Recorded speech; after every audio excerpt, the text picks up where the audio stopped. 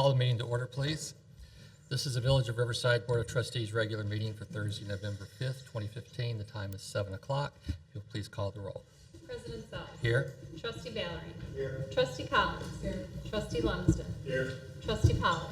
Here. Trustee Sedevy. Here. Trustee Hamilton. Here. Village Manager Francis. Here. Village Attorney Molina. Here. Also present Village Clerk Haley. We have a quorum. If you'd please rise for the pledge.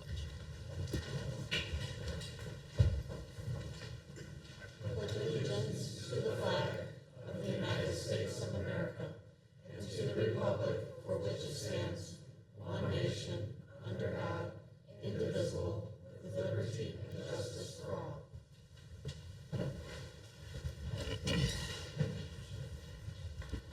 Thank you and welcome to everyone who is here with us tonight and everyone watching at home. It's nice to see a full house tonight. It's always good to see our neighbors come out to give feedback. I just want to give you a word about how we're thinking about handling this evening.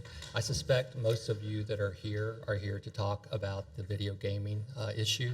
That is on the agenda under considerations, which is just a little ways down the agenda. So if you're here to talk about that, I'd like to ask you to wait until we get to that agenda item. That way we can get through the rest of our agenda items quickly. It's a very short agenda, it won't be long. And then when we get to considerations, everyone will have a chance to speak and we can give our undivided attention to that issue. So is there anyone here who would like to address the board on an issue other than video gaming? Mr. Gallegos. Good evening, Mr. President, trustees, those in attendance, and to those watching at home. Sir, I come before you and the Village Board on behalf of the Chamber of Commerce. It is my pleasure to inform the public of upcoming Chamber events, of which I have two tonight to speak of. First event will be on Saturday, November 28th, which is Small Business Saturday. It is a National Awareness Day of shopping locally and supporting local businesses. The Chamber encourages restaurants to support local businesses and patronize them throughout the year, especially during the holiday season. And I'll be back at a later meeting to tell more details about that. But Higgins Glass will have an open house. There will be a special sale on select items at Arcade Jewelers and other retailing options as well. The other event is, of course, our annual holiday stroll, which will take place on Friday, December 4th. And again, I'll be back in 2 weeks to tell you where Santa will be, who will have Frosty, and where to catch some reindeer. And I have nothing further at this point. Thank you very much. Anyone else? Mr. Wright?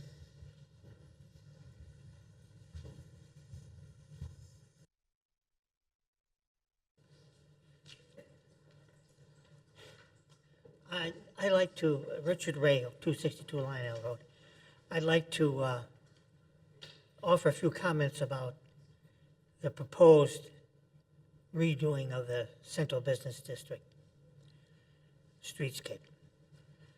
Now, I'm one of the few people remaining that was on the Central Business District Commission that created a plan that's been largely destroyed by fill-ins over the last few years. But Jim Paul was a trustee who chaired that, and Ed Straka was an unpaid consultant offering his experiences and his knowledge of Olmsted. If you may recall, if you lived here 45 years ago or whatever it was, we had diagonal parking on the east side, on the south side of Burlington Avenue, similar to what you see in front of the bank. And our original plan for the Central Business District, you can see in front of the bank. A number of prominent people in the community were part of that commission, and the bank president was one of them. And the bank actually paid to have that work done. And it is the only part of the plan that was the way it was originally conceived. When Jim Paul went to the state to try to get money for the construction, they required that the diagonal parking be eliminated and changed to parallel parking. However, to make up for the lost parking, they purchased the parking lots at either end of the street, and also the two on either end of the street on Quincy. So we had 4 parking lots added to the project, and that opened the area behind the buildings on the railroad right-of-way, and Jim went to the railroad, and they decided to pay for having that diagonal parking put in on the railroad right-of-way for commuter parking. So the just an interesting side note is we had proposed that the crosswalks be exposed aggregate concrete, and the state said no to that. They said that the street surface should be consistent, and a change in the texture of the concrete is not desirable. So they eliminated the crosswalks and exposed aggregate concrete.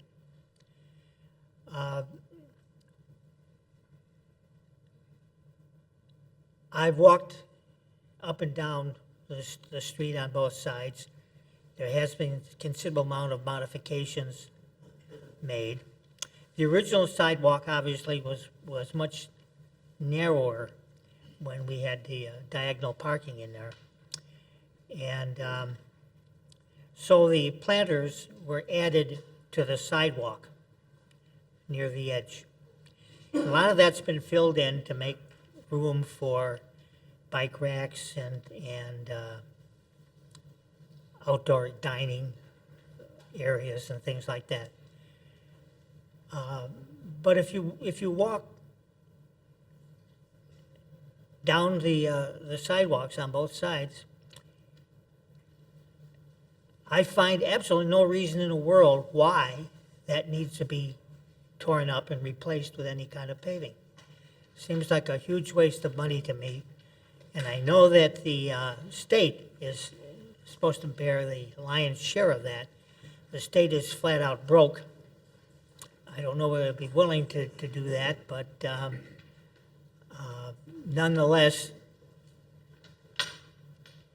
the money that the village would invest in that would be better spent on putting a new roof on what we call a youth center. It needs a new roof. The existing roof is 30 years old and has very little maintenance on it until this summer. And that was bare bones maintenance project, and it's not going to hold up very long. Money is best spent on that. I've asked Sonia if she could look into grants for solar voltaic systems. That building is ideally set up for solar voltaics. There are now photovoltaic roof membranes.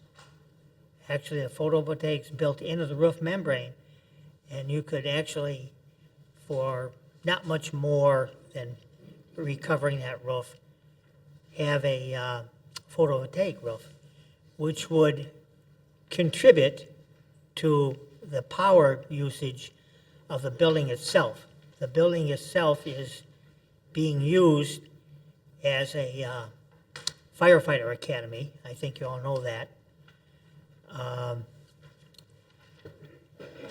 Interestingly enough, I found an ordinance that when the village sold the American Legion building, which they had bought from the American Legion, which on Quincy Street, which is now, I believe, for sale again, the what we call a youth center's name was supposed to have been changed to Memorial Hall by ordinance. Supposed to have been changed to Memorial Hall, and the American Legion memorabilia was supposed to be put on permanent display there. None of that's ever happened. We insist on calling it the 208 Youth Center. It was purchased by the village a long, long time ago, and it's not been a youth center for the 45 years I've lived in this town. So that's my feeling about the Central Business District. I see absolutely no reason to tear it all up and replace it. There's some mature trees. We could use a couple of more mature trees, but, and we could use more planting space. I don't know whether the attempts to fill in those planting spaces with paving is justified. That's just for others to think about. Anyhow, that's my thoughts on the Central Business District. Thank you. Would anyone else like to address the board on something other than gaming? No? Hearing none, we'll move on now to reports of the village officers. First up this evening is my report. I just have a couple things. Jill and I went with Chief Weitzel and Lieutenant Gutchuk the other evening to Sheriff Dart's Law Enforcement Award Ceremony.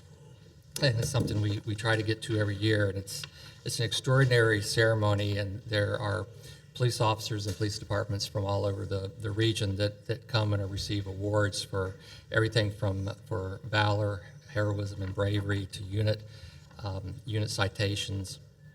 And the reason we went the other evening was because our own Sergeant Jeff Miller received an award of merit for outstanding service and professionalism. And Chief Weitzel commented at the time, and I'm quoting Chief, "Sergeant Miller has continuously demonstrated his commitment to serving the residents of Riverside with compassion and professionalism, and he's a very deserving recipient of this prestigious award." Sergeant Miller was there with his wife and his family, and it was quite a moving evening, and some of the things that our police officers go through on a daily basis, as everyone here knows, is extraordinary. So, Chief, thank you for nominating Sergeant Miller, and we're very proud of him and all of our force. Next, I wanted to just make an announcement that late last week, the village received a grant from the West Central Municipal Conference in the amount of $785,000 as a contribution toward the Burlington Street resurfacing and streetscape project. That brings the total grant funding that the village has received for that project to $1,961,000. So it's one of the largest grant awards in composite that the village has ever received, as far as I know, in the history of the town. And so we have invited representatives from the West Central Municipal Conference to come to our meeting in January so that we can thank them personally. But it's a real testament to the relationships that the Village of Riverside has built with West Central and our surrounding communities over the last several years. So we greatly appreciate their assistance in this much-needed project. If I could just say one thing with regard to the youth center. At this last year during our capital improvement plan discussions, one of the things that the Board of Trustees talked about is really a global solution to that area. We have several needs in that area, both for police, fire, E911. We have the old mud garage that is basically crumbling and falling down that needs to be replaced. So what the village board is setting forward to do with regard to what we call the youth center is to look how that entire area can be redesigned so it would make proper use of that entire space for our police, fire, E911, and also potential uses for the youth center as far as office space, banquet hall, that kind of thing. So it is something that the board is very much aware of. It's a multi-million-dollar undertaking, of course, so it would almost certainly have to go out. In fact, it certainly would have to go out on a bond referendum of some kind. But that is on our radar for next year to start doing the preliminary engineering and architectural work to see what the best use of that property would be. So I appreciate Mr. Ray bringing that up this evening. And that is all I have. Manager Francis. I just have two quick items. I just wanted to provide residents with an update with regard to the street resurfacing.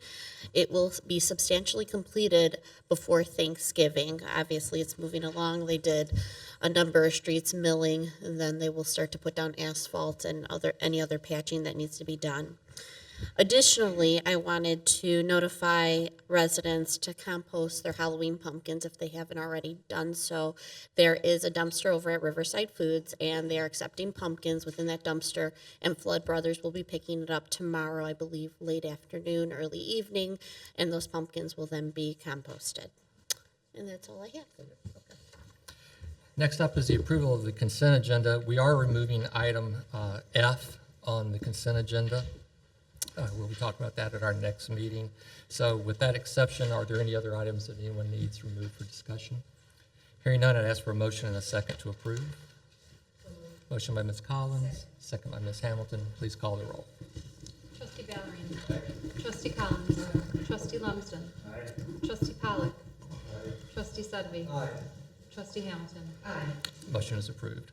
Next up is the reports of departments, commissions, and liaisons. Are there any liaison reports this evening? Mr. Ballerini. Just a brief one. Today, the Cable Commission did a TV shoot at Floor. Adriana from Floor gave an educational presentation to the Hauser French Club on the science of baking and the history and the proper construction of French macaroons. It was a very exciting morning. So please keep an eye out on the Comcast Public Access channel or the YouTube channel for Net 6 for this new segment on our focus of our business. It was a very exciting morning, so it was a good time. Excellent. So I'm excited to see it. Any other liaison reports? Ms. Hamilton. Announce that we have received the resignation of the chair of the Landscape Advisory Committee, Diana Lamantia. So we will be looking for a new chair for that. Right, and we greatly appreciate her service We do. to the village. Excellent in the service. past. And yeah, we'll be sending out an e-flash about that, looking for some new volunteers for the Landscape Advisory Commission. So if that's of interest to you, watch your e-flashes. Next up, reports of departments. Mr. Salinas. First up this evening is the estimate of 2015 property taxes to be levied for the village of Riverside, Illinois, and the Riverside Public Library. Okay, good evening, Board of Trustees. Tonight, the village announces its estimate of the 2015 property tax levy and that of the Riverside Public Library. The state of Illinois truth in taxation law requires that the village calculate the dollar amount of the aggregate property tax levy for 2015. Such calculation needs to be performed no less than 20 days prior to the village board adopting such levy. The 2015 tax levy ordinance is scheduled for adoption on December 3rd, 2015, and with today's announcement, the village is complying with this applicable requirement. Included in your agenda package is the worksheet that details the calculation of the 2015 property tax levy estimate, and following are some of the parameters used in calculating this estimate. 1, the village's levy consists of the corporate levy and various special purpose levies. The corporate and many of these special purpose levies have caps or tax rate ceilings that are set by law. The non-cap levies with no rate limits, include the levies for our debt service and pension funding. As a non-home rule community, the village's tax levy can only increase by the lesser of 5% increase over prior year's levy, or the percentage change in the consumer price index, plus any new growth. Since the percentage increase in the consumer price index was 0.76% or 76 basis points and is lesser than 5%, the 2015 tax levy will increase approximately 0.76% plus any new growth. So for purposes of estimating any new growth, the village is projecting a 3% increase in equalized assessed value. So keeping all this in mind, following is a tax levy estimate. The estimated 2015 tax levy for the capped funds is $4,681,945, and for the non-capped funds, the 2015 tax levy is $976,379, for a total levy of $5,658,324. Of this total levy amount, $404,288 will be abated, which will result in a net 2015 levy for the village of $5,254,000 Now remember, this net levy amount consists of the 76 basis point increase over prior year's levy and an estimated new growth. In total, this increase is approximately 2.8% over prior year's levy. The Cook County Tax Extension Office will adjust this levy amount once the actual new growth is known.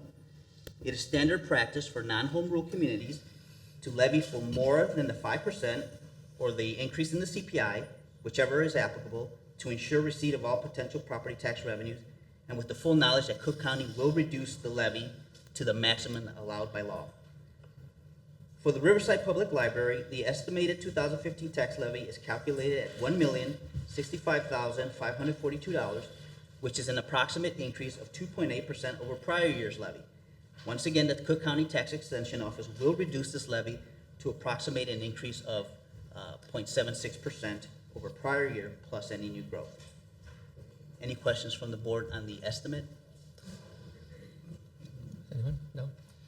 Hearing none, the next item is an announcement of public hearing of the 2015 property tax levy ordinance, a hearing to be held on November 19th, 2015.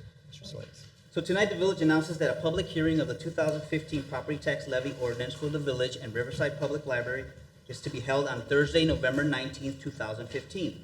Such hearing will occur at 7 p.m. in Room 4 of Township Hall, located at 27 Riverside Road, Riverside, Illinois 60546. In accordance with state law, the village will publish notice of this public meeting in the November 11, 2015 edition of the Riverside Landmark newspaper. At this meeting, I will be presenting the 2015 tax levy ordinances for the village and the public library for public discussion. Actual adoption of the levies is scheduled for Thursday, December 3rd, 2015. Thank you. And last up is the announcement of public hearing of the 2016 budget ordinance on November 19, 2015. Okay, so tonight the village also announces that a public hearing of the proposed budget for fiscal year 2016 for the village and public library is to be held on Thursday, November 19, 2015. Such hearing will occur immediately after the public hearing of the 2015 property tax levy is adjourned and will take place in the same room, Room 4 of the Township Hall, located at 27 Riverside Road, Riverside, Illinois 60546. A notice of this public hearing will be published in the November 11, 2015 edition of the Riverside Landmark newspaper. At this meeting, I will be presenting the ordinances for the annual budgets for the village and the public library for the year commencing January 1st, 2016 through December 31st, 2016. Actual adoption of these budget ordinances is scheduled for Thursday, December 3rd, 2015. Any questions for Mr. Salinas? Yes. Just like to commend both our finance director and our village manager on a very straightforward presentation. This is a topic that usually makes everyone's eyes cross. And I found that your exhibits, your charts, made it very decipherable and very easy to comprehend. So thank you very much. Thank you. Second that. Thank you very much. We have no ordinances or resolutions this evening, so now we come to consideration, which is a continued discussion of video gaming. I just want to give a little background first, and then we'll open the floor for discussion. If you do wish to make a comment, please be recognized by me, and then make your comment from the podium. State your name and address. Feel free to adjust the microphone if you need to, so the folks at home can hear and see what you have to say. Just by way of background, back in 2013, the village board adopted a list of policy initiatives that were derived from the CMAP, the Chicago Metropolitan Agency for Planning study that they did for the village of Riverside. It comprises over 40 separate initiatives, and since that time we've been slowly but steadily working through the CMAP initiatives. We've had periodic updates that we've provided in public. Our next one will be on December 3rd. So if you're interested in the actual work that's been done on the CMAP initiatives, I encourage you to either come or listen to that hearing, because the work that's been done by our staff, by our commissions, and the board has really been quite substantial. So I think you'll like to hear what's been done. Other than the CMAP study, there have been numerous studies done about what we want here in Riverside in terms of our business community. And the one thing that has always been central are restaurants. it's widely acknowledged that really restaurants are the linchpin of the revitalization of our downtown. Because without the restaurants, you don't get the foot traffic that then leads to a kind of boutique retail that a town like Riverside lends itself to. So restaurants have been kind of on the mind of the board here over the last several months. And we've been working specifically on a set of incentives that would help both our existing restaurants expand and also the possibility of new restaurants coming into town. You might have read or heard that we have authorized the waiver of permit fees with regard to new construction for restaurants. We've also authorized the opportunity for tax incentives in the sense of rebates of places of eating tax for new restaurants that open up. So it was in that context of trying to find a way to incentivize both our existing and prospective restaurants that this idea of video gaming came up. It was brought to the board by some of our restaurants, and so at the last meeting we began talking about it. So I just want to emphasize that the overriding concern of everyone in discussing this topic is to make sure that we preserve the integrity and character of our village. This Board of Trustees, I am quite confident in saying, would never do anything that would detract in any way from the character or integrity of our town. Having said that, we also face a very difficult situation that our restaurants are struggling. And so they brought us this idea, and so that's what we've been talking about. If there is a way, somewhat kind of way to create a compromise situation where we could address both needs. At the last meeting, where we kind of left it at our last discussion, where a number of ideas had been floated. The basic concept was that if we were going to allow video gaming in Riverside, that the games would be in a separate location from the dining area. They would be segregated off. It would be an adult-only area. The games would be both invisible and inaudible from the dining area itself. There would be no external advertising allowed with regard to the gaming. So that is really where we left the discussion last time. And so now we pick it up this evening.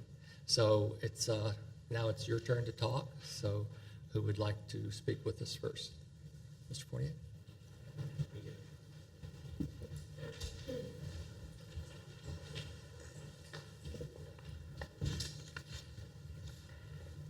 First, Village Board, I'd like to, hold on, we'll get the, I don't know if there's a speaker in here or not, but thank you for not only giving me the opportunity to speak, but on a broader note, thank you guys for your service. I certainly don't envy your positions at the moment, and I think at the end of the day, you always find yourself in a tough position. You think you're doing the right thing. There's a lot of pushback on it. You probably feel like you can't win no matter what. And I can empathize with that. And I hope that nobody sitting up here takes this as a personal matter or, really it's just the public pushing back. I mean, that's all it is. And so thank you very much for the service, period, on a broad base. I'm sorry, Nick Fournier and 305 Maplewood. So, thank you. Of course, I'm here to talk about video gaming and the opposition to it. After learning about this discussion and watching the last board meeting, it appeared that there was a consensus to opt in for it. I understand it was with caveats and terms and all this, but all in all, it was more or less a nod that this is something we're going to attempt to move forward with. I found it concerning, to say the least.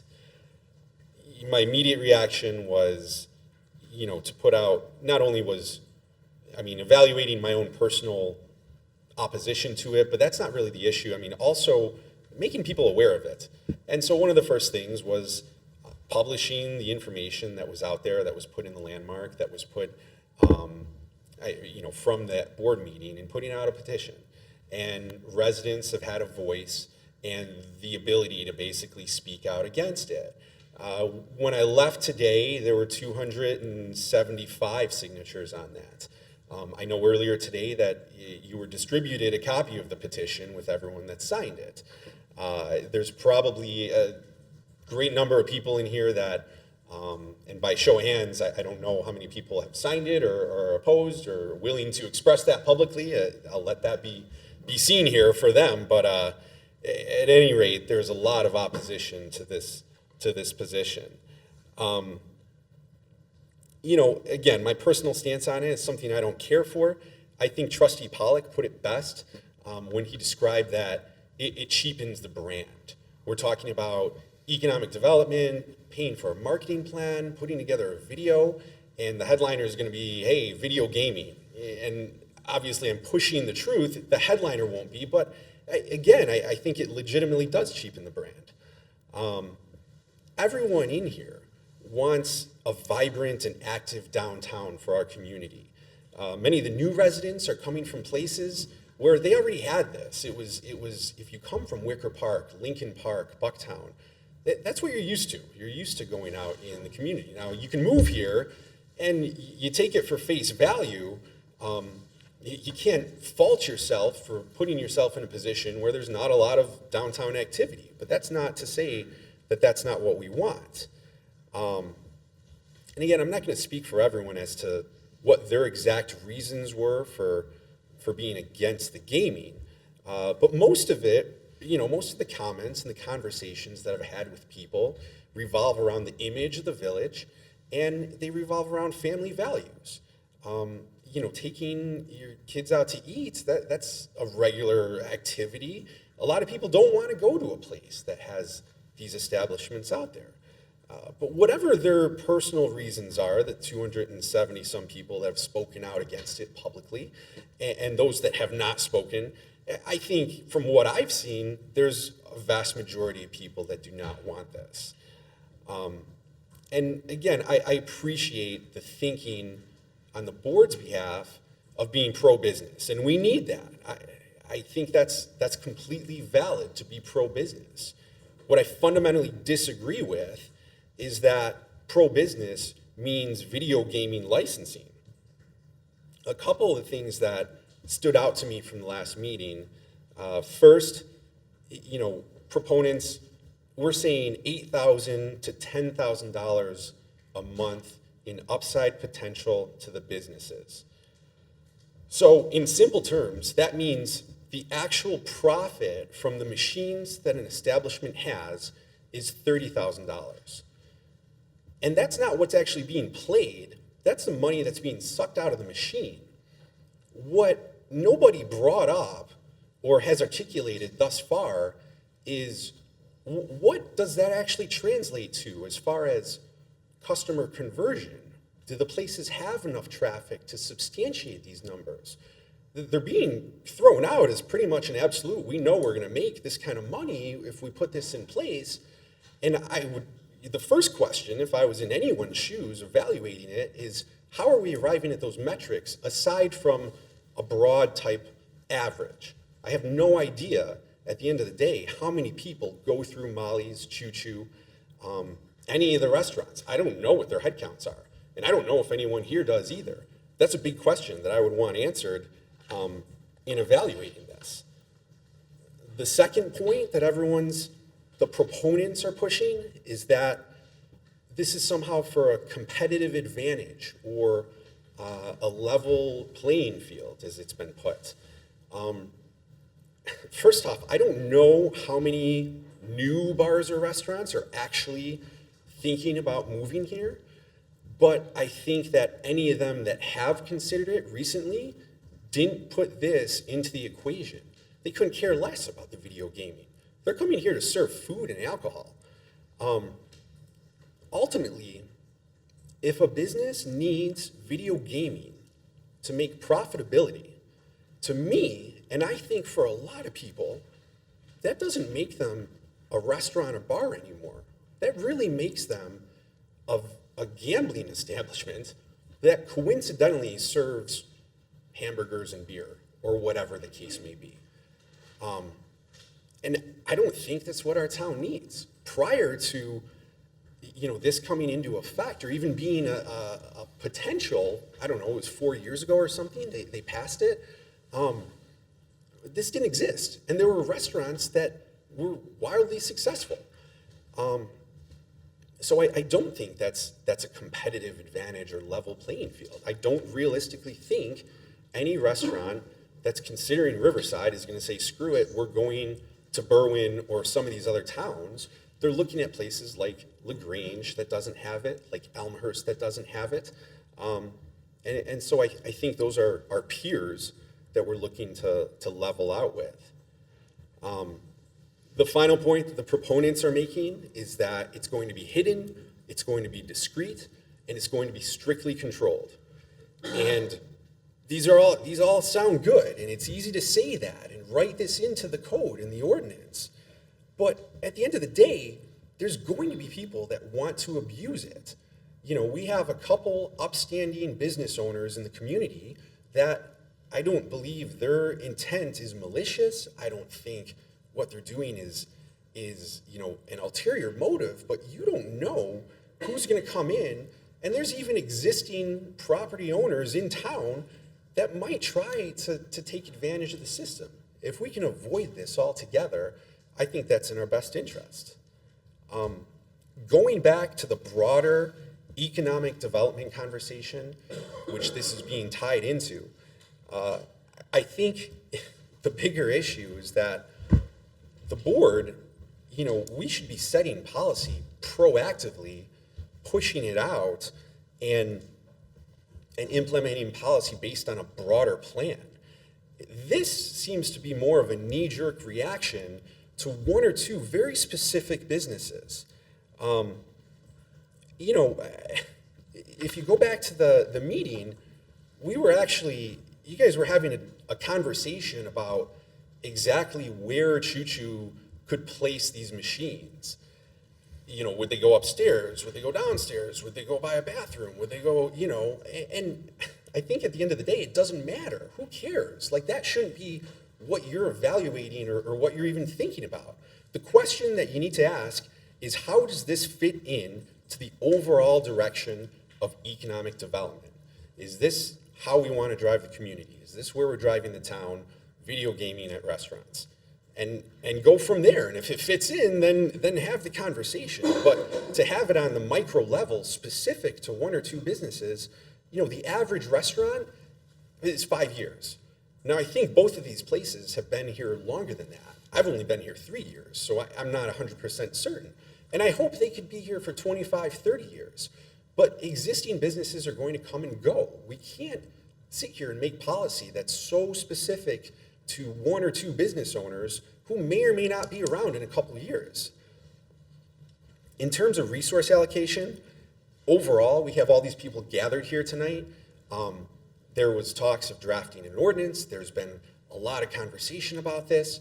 I would much rather see the lowest hanging fruit, be realized, go after the stuff that we're not utilizing that's right in front of us. I'm glad the youth center was brought up as a point tonight, and you mentioned that you guys are making some further considerations. I mean, that should be a huge priority as far as attracting bodies into the downtown area. There's only so much you can do, even as a resident. There's not that much going on that's going to bring you into the downtown. Same thing with the riverfront. I mean, talk about a huge underutilized asset. Families could be down there enjoying it. We could have bike paths. We could have, lit walkways and all of these things. There's so much potential with the river. And I think it's obvious when you look at, go to the Fox River communities like St. Charles, Batavia, Geneva. 15 years ago, these places were farm towns, and they were more or less run down dirt. I mean, there was nothing going on in those downtowns. And if you were to go to downtown St. Charles or Geneva or Batavia, I mean, they actually there's people that bring up the idea of a bed and breakfast. I think that's a farther reach, but they actually have that out there, and they're really successful and lucrative. Again, that's all riverfront development. It's an asset we're lucky enough to have, and we should take advantage of it. For me, the bottom line here is that you could put the gaming in the basement of the restaurant, in a room, in the third floor.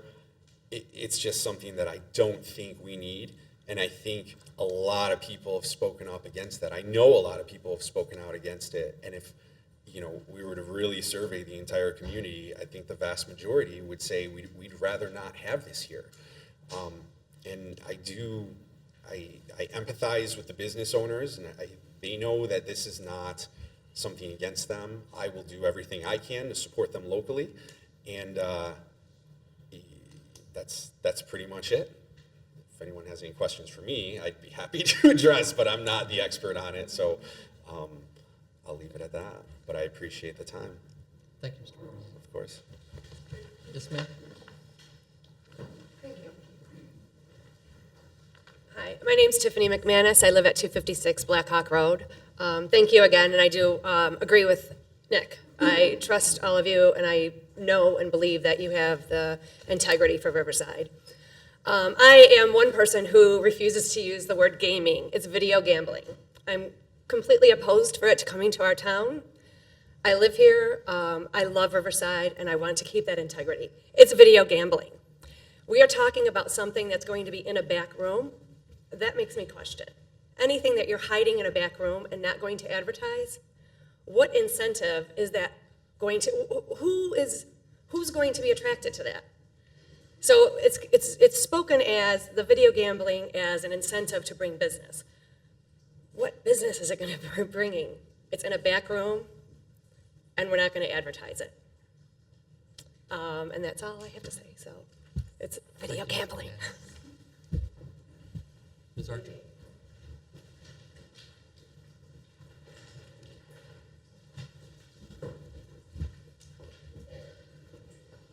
Hello, Jane Archer, 189 Gage Road. I actually just happened to hear about this recently, this issue, and I'm going to go back in time, in my time. When we moved to New Mexico in 1996, they had just legalized gambling for all of the tribes there. And what happened was that all these tribes, and actually they're quite small, they're more like towns in New Mexico, so they all opened up gambling establishments. And what happened was that it sucked the money out of the local economy. It sucked it out, and small businesses failed. And these numbers here, I just don't see how it's going to happen. If our restaurants currently are not doing well, how is it going to help them to take $8,000 to $10,000 of the existing pool of money in Riverside and spend it on gambling? I don't get it.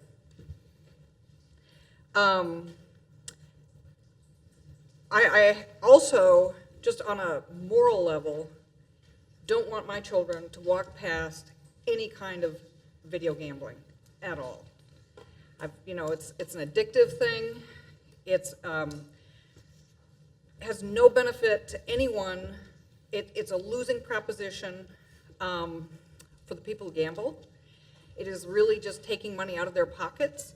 Those things are rigged by people who are smart mathematicians and programmers.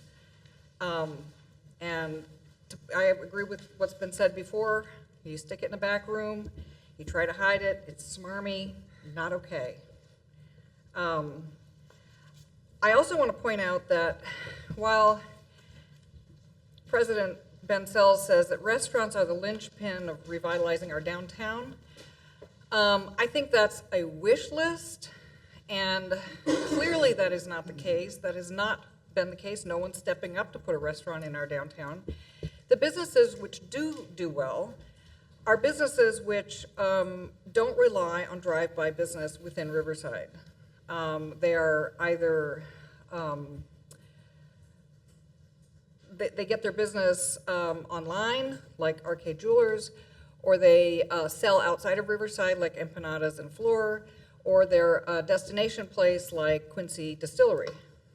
And they survive, they do well, and they do well without even having to have tax incentives. So we need to find the kinds of businesses that fit that criteria, and not just come up with a list of what we would want, in dreamland, we need to come up with what really will work. And if you eventually you get a critical mass going, then the restaurants will come. But I don't think you can say, oh, we want restaurants, when we've got two who fail, well, or in your words, struggling, and then there's one which fails cyclically every, 2-3 years? So, anyway, thank you. Thank you, Ms. Archer. Let's see if there's anybody else who would like to talk first, Mr. Ray. Anybody else in the back? Yes, sir.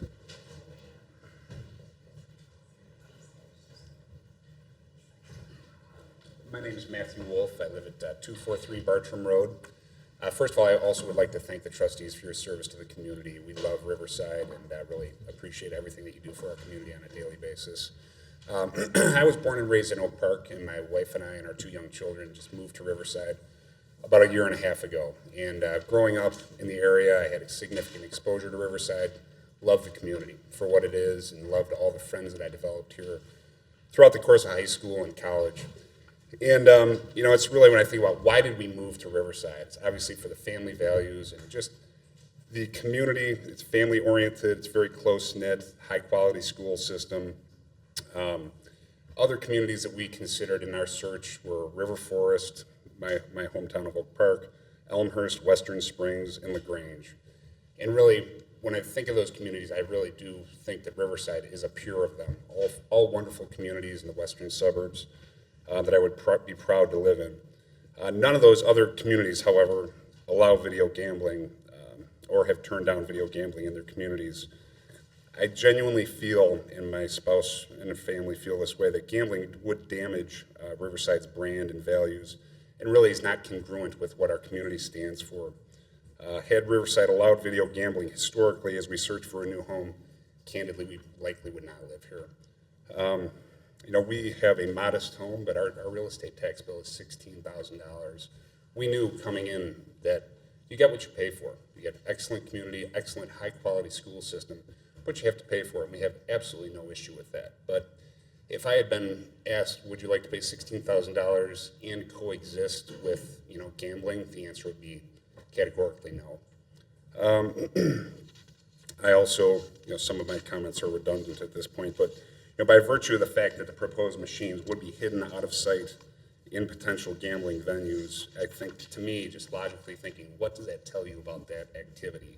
Is it a desired activity, or is it something more along the lines of something we're not really proud of as a community? We fully understand the need for economic development in the village. Most recently, we lived in Forest Park for a long time, which has a very vibrant downtown.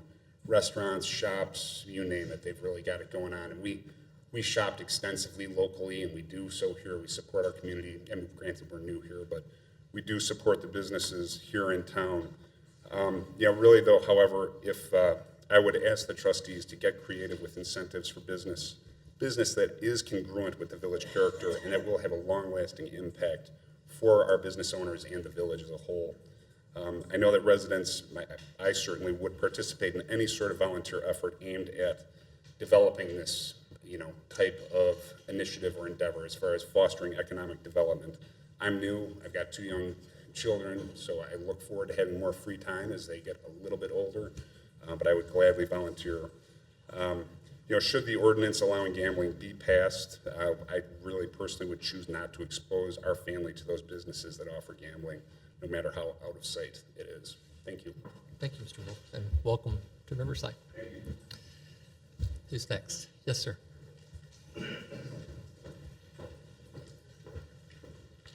Hi, good evening. My name is Frank Hooglander. I live at 375 Long Common. Thank you all for what you do. I never show up to these things, but since the proposal or thing, I figured I'd just come tonight. I just want to tell you real quick, just to think about the cost that it may bring to the village. I grew up in Holland, the Netherlands, and we have this video gaming. It's in every bar, it's in every restaurant. As a little kid, I saw it everywhere, but what we also have is in the school a program that educates the children on gambling and gambling addiction. So if something like this were to pass, would you have to do a program in the schools, and what kind of cost would that bring? And would that offset the actual revenues that you would get? Thank you. Thank you very much. Ms. Navarro, did I see your hand?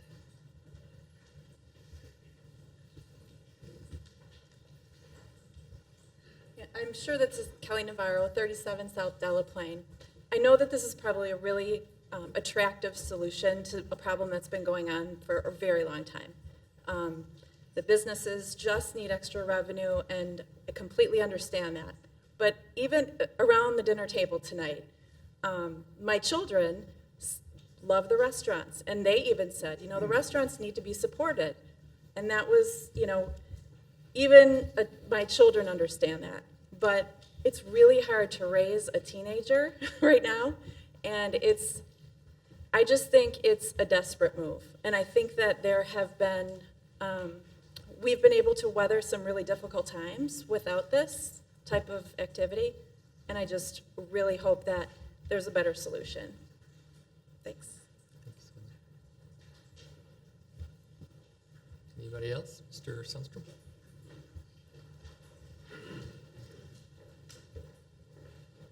Hello, my name's Eric Sundstrom. I live at 375 Uvedale Road.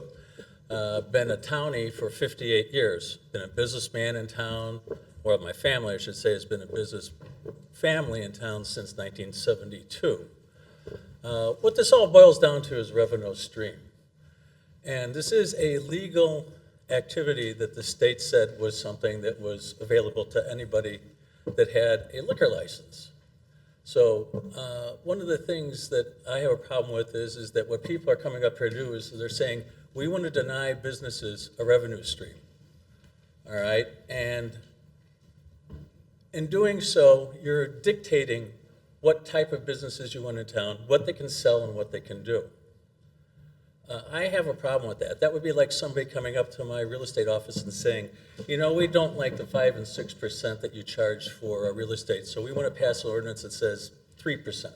That's the way you have to operate in this town. You're dictating things for businesses, and if you want to support businesses, you don't tell them how to do business. You sit there and say, if I don't like what you're doing, then I won't come to your place. And if you don't come to their place and they fail, well, then they're out. All right. Now, the other thing is this. You got it over at Chef Shangri-La. You have it at PJ Clem's. You have it over at Marlin's. You have it over at Waterworks. You have it over at Connie's. There's a restaurant that probably almost everybody in town goes to. Novi's Beef has it. Carla's Place has it. It's all over the place. Is it sucking money out of the economy around here? I doubt it. My point being is that you don't sit there and hide yourself from it. Educate your kids and say, hey, you know what, don't go play those games. It's a waste of money, all right? But it's out there. It's not going away. It's right up smack against the side of the town. We have a little tiny business district. People are not going to come in from outlying districts to gamble here when they can do it out there. It's just a revenue stream. And I think that denying it to our people in town is a really bad thing to do, a bad precedent. And that sends a message to new businesses that might be wanting to come into town. And that's pretty much all I have to say. Thank you, Mr. Sundstrom. Mr. Stack? Mr. Sells, members of the board, Paul Stack at 238 North Delaplane Road. I would like, just on the part of sort of institutional memory, caution the board about the camel's nose under the tent. And let me use something that happened. When I was village president, we considered for the first time the sale of hard liquor in Riverside. It had been prohibited, flatly prohibited. Scott had opened up the Choo Choo, and he had a very good restaurant. It was in the arcade building. And at that point, Scott came to us and said, I'd like to serve hard liquor as well, because I'm competing against restaurants that do serve hard liquor. And we looked at it and we said, well, that makes a lot of sense. But we drafted a very, very narrow ordinance. The liquor had to be served at an eating establishment. It had to be served at the table. The only exception would be if there was a staging area where you could then get served a hard drink while waiting to be seated. We felt that we kind of had control of that at that time by putting all of these restrictions on the use of the license. This was in 1998. In 2015, we have a liquor store on Harlem Avenue. When my friends come down from Wilmette, my instructions to come to my house are go over the railroad track, go past Payday Loan, go past the liquor store, and turn right on Long Common. How do we stop that? Once you take the genie out of the bottle, that genie is going to go wherever it's going to go. And if you say, well, we're going to have this little secret room and nobody's going to get into it, nobody will know about it, that's not going to be the way it is going to be 6 or 7 years from now. It'll be all over. It's spread like a virus. And I think you need to understand very carefully the decision you make on this issue today is going to reverberate over the next decade. Now, Forest Park considered this issue in 2014. And the city council there said, well, what we're going to do is we're going to put it on an advisory referendum. The Forest Park, of course, has a whole number of pubs and bars and so forth on Madison Street. It went to an advisory referendum and it was voted down 2-1. And I don't think there's any doubt that if it went to an advisory referendum in Riverside, it would be voted down by a much greater percentage than 2-1. But I would oppose an advisory referendum because what that did is it created enemies. All of a sudden, it was the bars became the enemies. And these two, the Molly's and Choo Choo are not the enemies. They're enormously valuable assets to Riverside. And I think we have to understand that. But I think where Riverside has fallen down, and it has always fallen down as long as I've lived here, which is over 40 years, is that Riversiders tend not to support Riverside businesses. When people go out to dinner, they go out to dinner at Oak Park. They go out to dinner in LaGrange. And yet we have a very fine restaurant at Choo Choo. We have a very fine restaurant at Molly's. We have free parking, which I can assure you they don't in either of those communities. And for some reason, we do not, to the extent that we should, patronize our own businesses.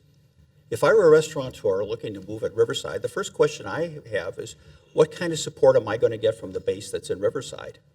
If the answer is not much, that's going to make a decision that I don't think I'm going to go there. So I think one of the things I'd like the board to consider is how do we end up getting people into these restaurants, particularly newcomers to Riverside? How do they become acquainted with that?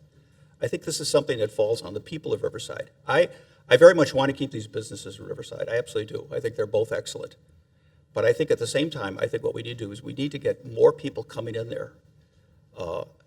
The video gaming, I think, is low-hanging fruit, and it's not healthy fruit. Each month, the Illinois Gaming Board publishes the revenues that are generated, and they are going down for all of the things. And the reason being is that the installed base is getting larger and larger and larger. We're getting to be Las Vegas, where the video gaming are practically in men's rooms and so forth. They're all over, and I think that my own feeling is it probably is not a good idea at this point to consider video gaming. I think it's something to put on the back burner. I was going to recommend an advisory referendum, and I thinking about that, I don't think that's a good idea because that creates a lot of heat as well as some light. I think the best thing to do is to simply let this lie for a while and figure out what it is we can do to keep these restaurants going in terms of food and liquor and patronage by the River Cityans. I do want to mention something that I think is anecdotal, but it's helpful. My daughter got married a year ago, August. She got married in Riverside at the Presbyterian Church. Her wedding dinner was at the Discovery Lounge at the Brookfield Zoo, which is in Riverside and which collects Riverside sales tax revenue. The flowers were provided by Shamrock, who did a fabulous job. The party favors came from Aunt Diana's, who did a fabulous job.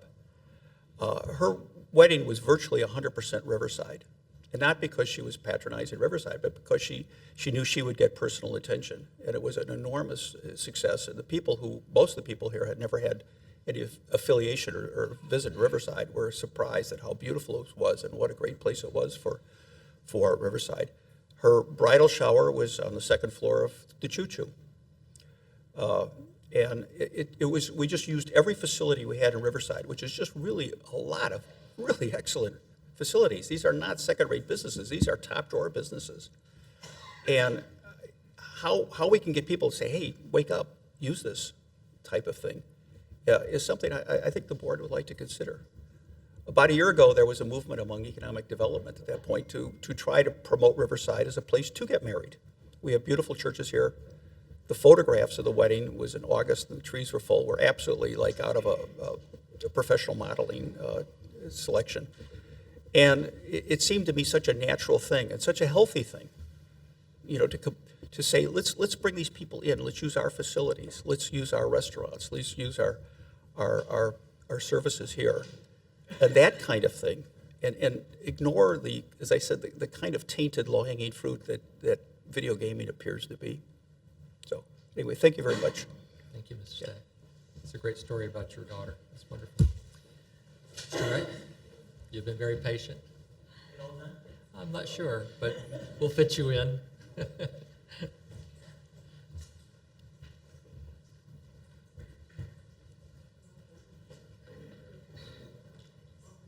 Rich Ray again, a frequent visitor here.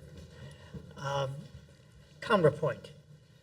I patronize 2 establishments in Lyons that have video gaming. They've separated off a little gaming parlor. It's right off the main area. One of those establishments happens to cater to young people. Every time I go there, to either one of those 2 places, I peek in the parlor to see what's going on, and they have 5 machines, I believe, and they're almost always occupied. And guess who they're occupied by? Very mature men and women, elderly men and women. And they just sit there and do whatever you do. I don't know. I don't personally gamble. But they're quiet. I'm sure that the police chief could check with the police chief in Lyons to find out if there's been any incidences requiring a police attention. I don't believe so. Evidently, these older people, just enjoy this way of spending their available entertainment money. Now, those gambling parlors are not hidden away somewhere where you have to snake your way to it. You know, they're right there, and anybody can walk into them. Really, I've seen a beer in the hand of one of the elderly ladies one time. But that's about it, you know. I see absolutely no harm in allowing video gaming if it's a revenue stream that the restaurateur can take advantage of. That's just my observation over the last several years. Thank you. Thank you, Mr. Ray. Just to follow up on that point, I'm not sure how many. Okay, just 1 second. I just wanted to, with regard to he mentioned Chief Weitzel. As part of our last discussion, Chief Weitzel did do a preliminary kind of survey of some of our surrounding communities, and he spoke with the police chiefs in Berwyn, Brookfield, Hodgkins, Lyons, McCook, and North Riverside. And I'm quoting now from the chief's memo. Each police chief surveyed said that they had had no issues with increased criminal activity or parking issues related to gaming. So that's the information we have with regard to whether it does put a strain on our police resources. So we had other folks in the back. Mr. Zimmer?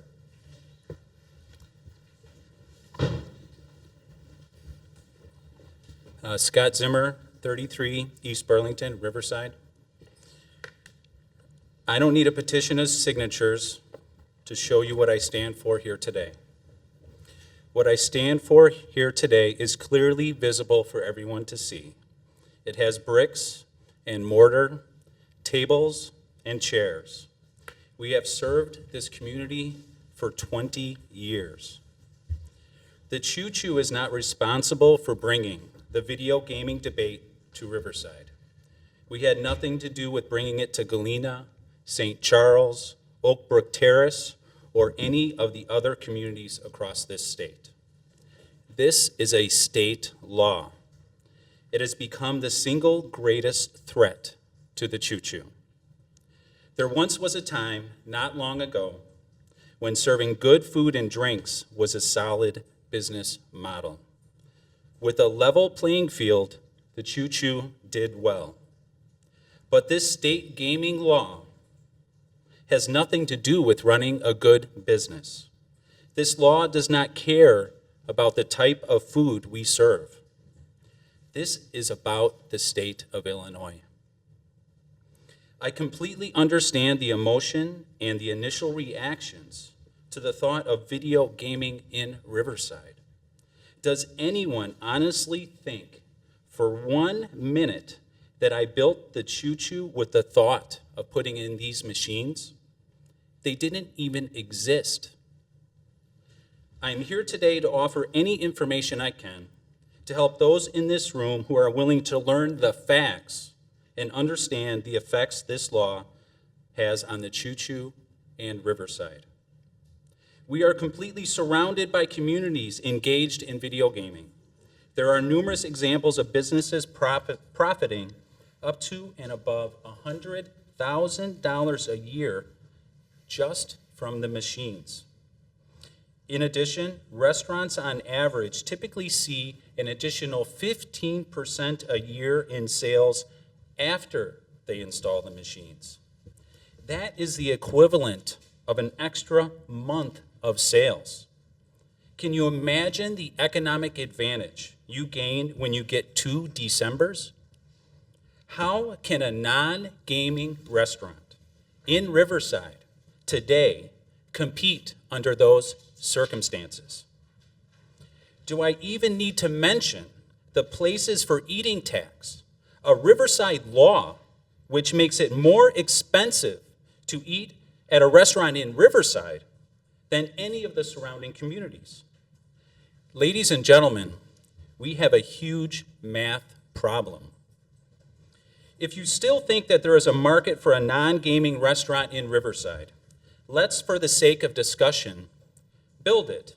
If all the people that signed the petition against video gaming were so passionate about the economic viability of a non-gaming restaurant, you band together and fulfill your vision.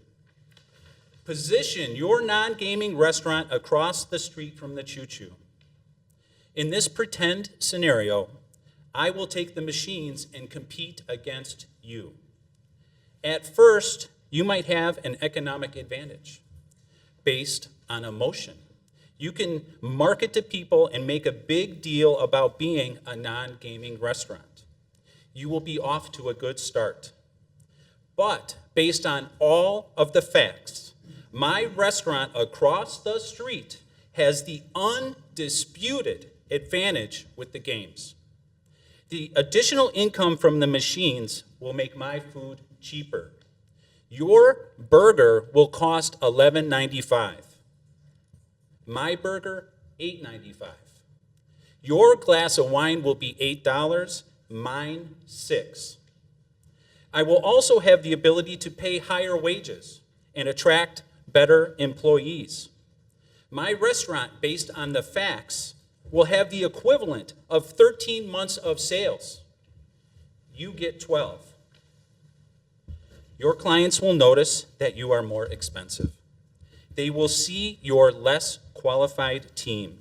To make up the difference, you will have to start cutting corners. This will negatively affect your business even more. And eventually, your customers will be driven to my restaurant across the street, which has cheaper prices and better execution. Your customers will no longer care about your well-intended business model of being a non-gaming restaurant.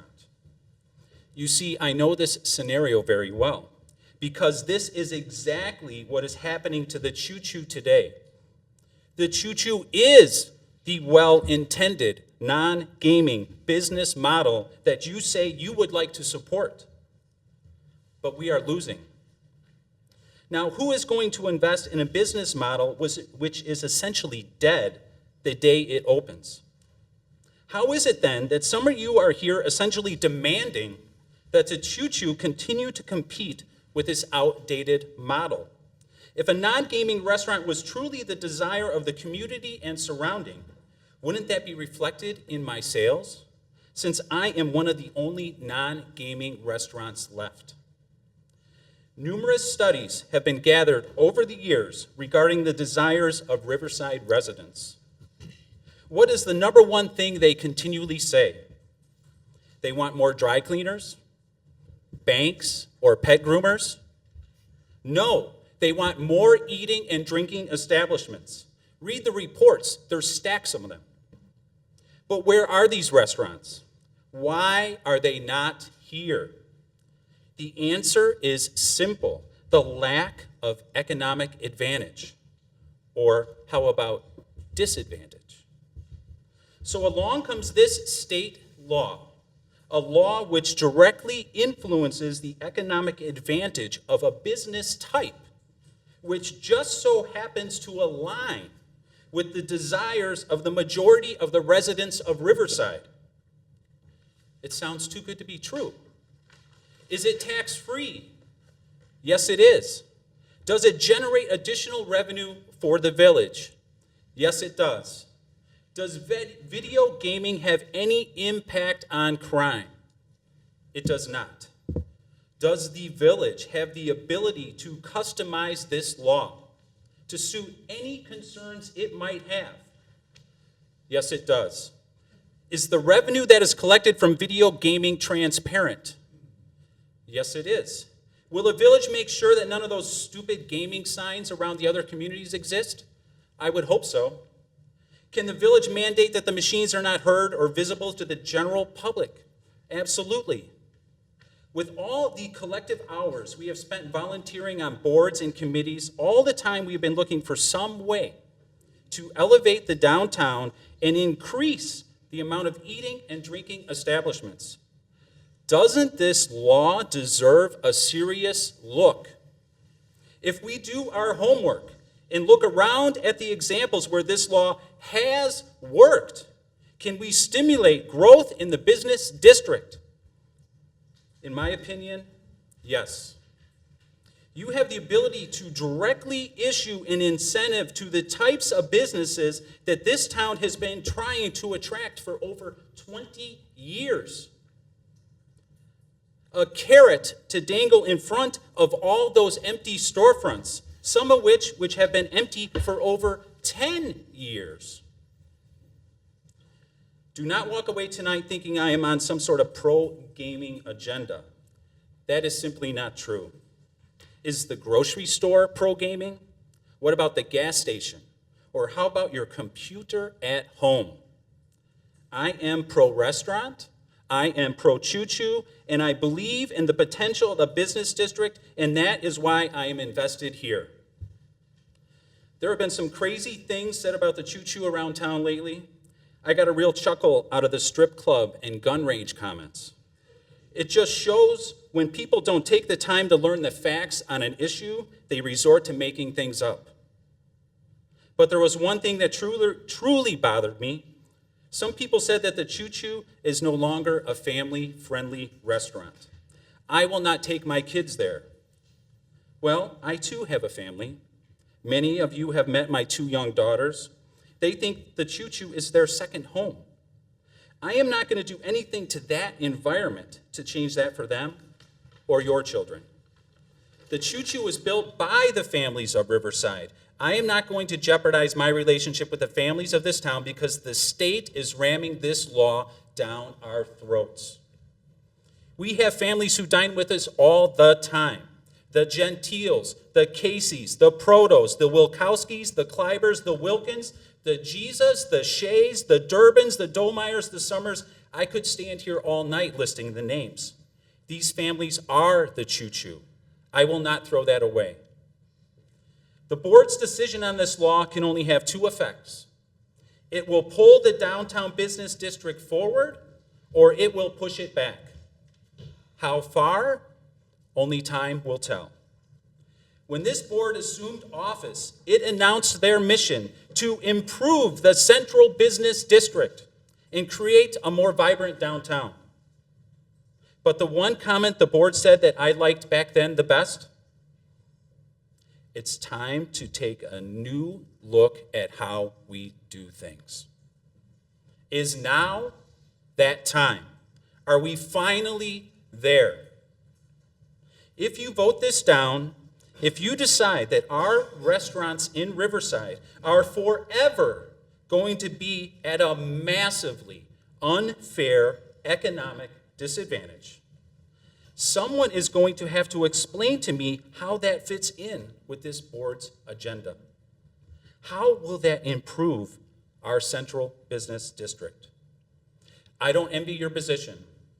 Regardless of what happens with this law, there will be people on both sides of this debate. But I do get a sense, by what a lot of people have said, that they really don't understand what this is all about. They think we are debating about a machine, but the reality is, it's the economic well-being of our downtown. Thank you very much.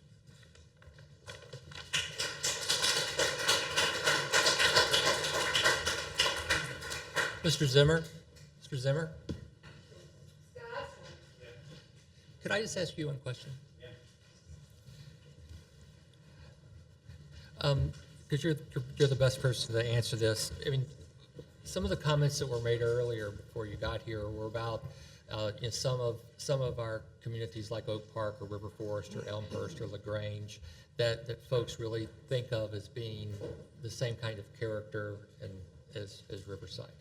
And then the question is, how is it that in those communities the restaurants are able to compete without having to have these machines? I think that's a good question. I think a lot of those communities during the economic boom invested, and Riverside didn't. I think a lot of people had a lot of money and they decided not to put it here. I think when the TIF, many years ago, when that didn't go through, I think that was a huge opportunity that communities like Forest Park or LaGrange took huge advantage of. The residents of LaGrange worked very, very hard to make sure that that theater stayed there. That was an important thing. And that theater then supports some of those other businesses. If there was a theater or a 3-story parking garage next to the Choo Choo or even other businesses to play off of, it probably wouldn't be an issue. It really wouldn't. I'm not pro-gaming, but I'm pro-staying in business.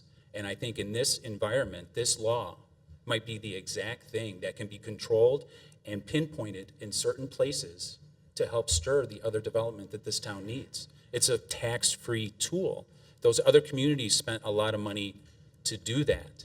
This you can do without the taxpayers' money. Thank you. Thank you so much. Yes, of course.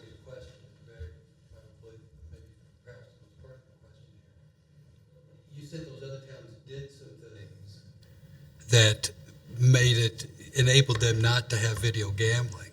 Are you suggesting there are things we could do, that Riverside could do now, that would preclude your need for video gambling? I think this town's been having that same discussion for as long as I've been in town.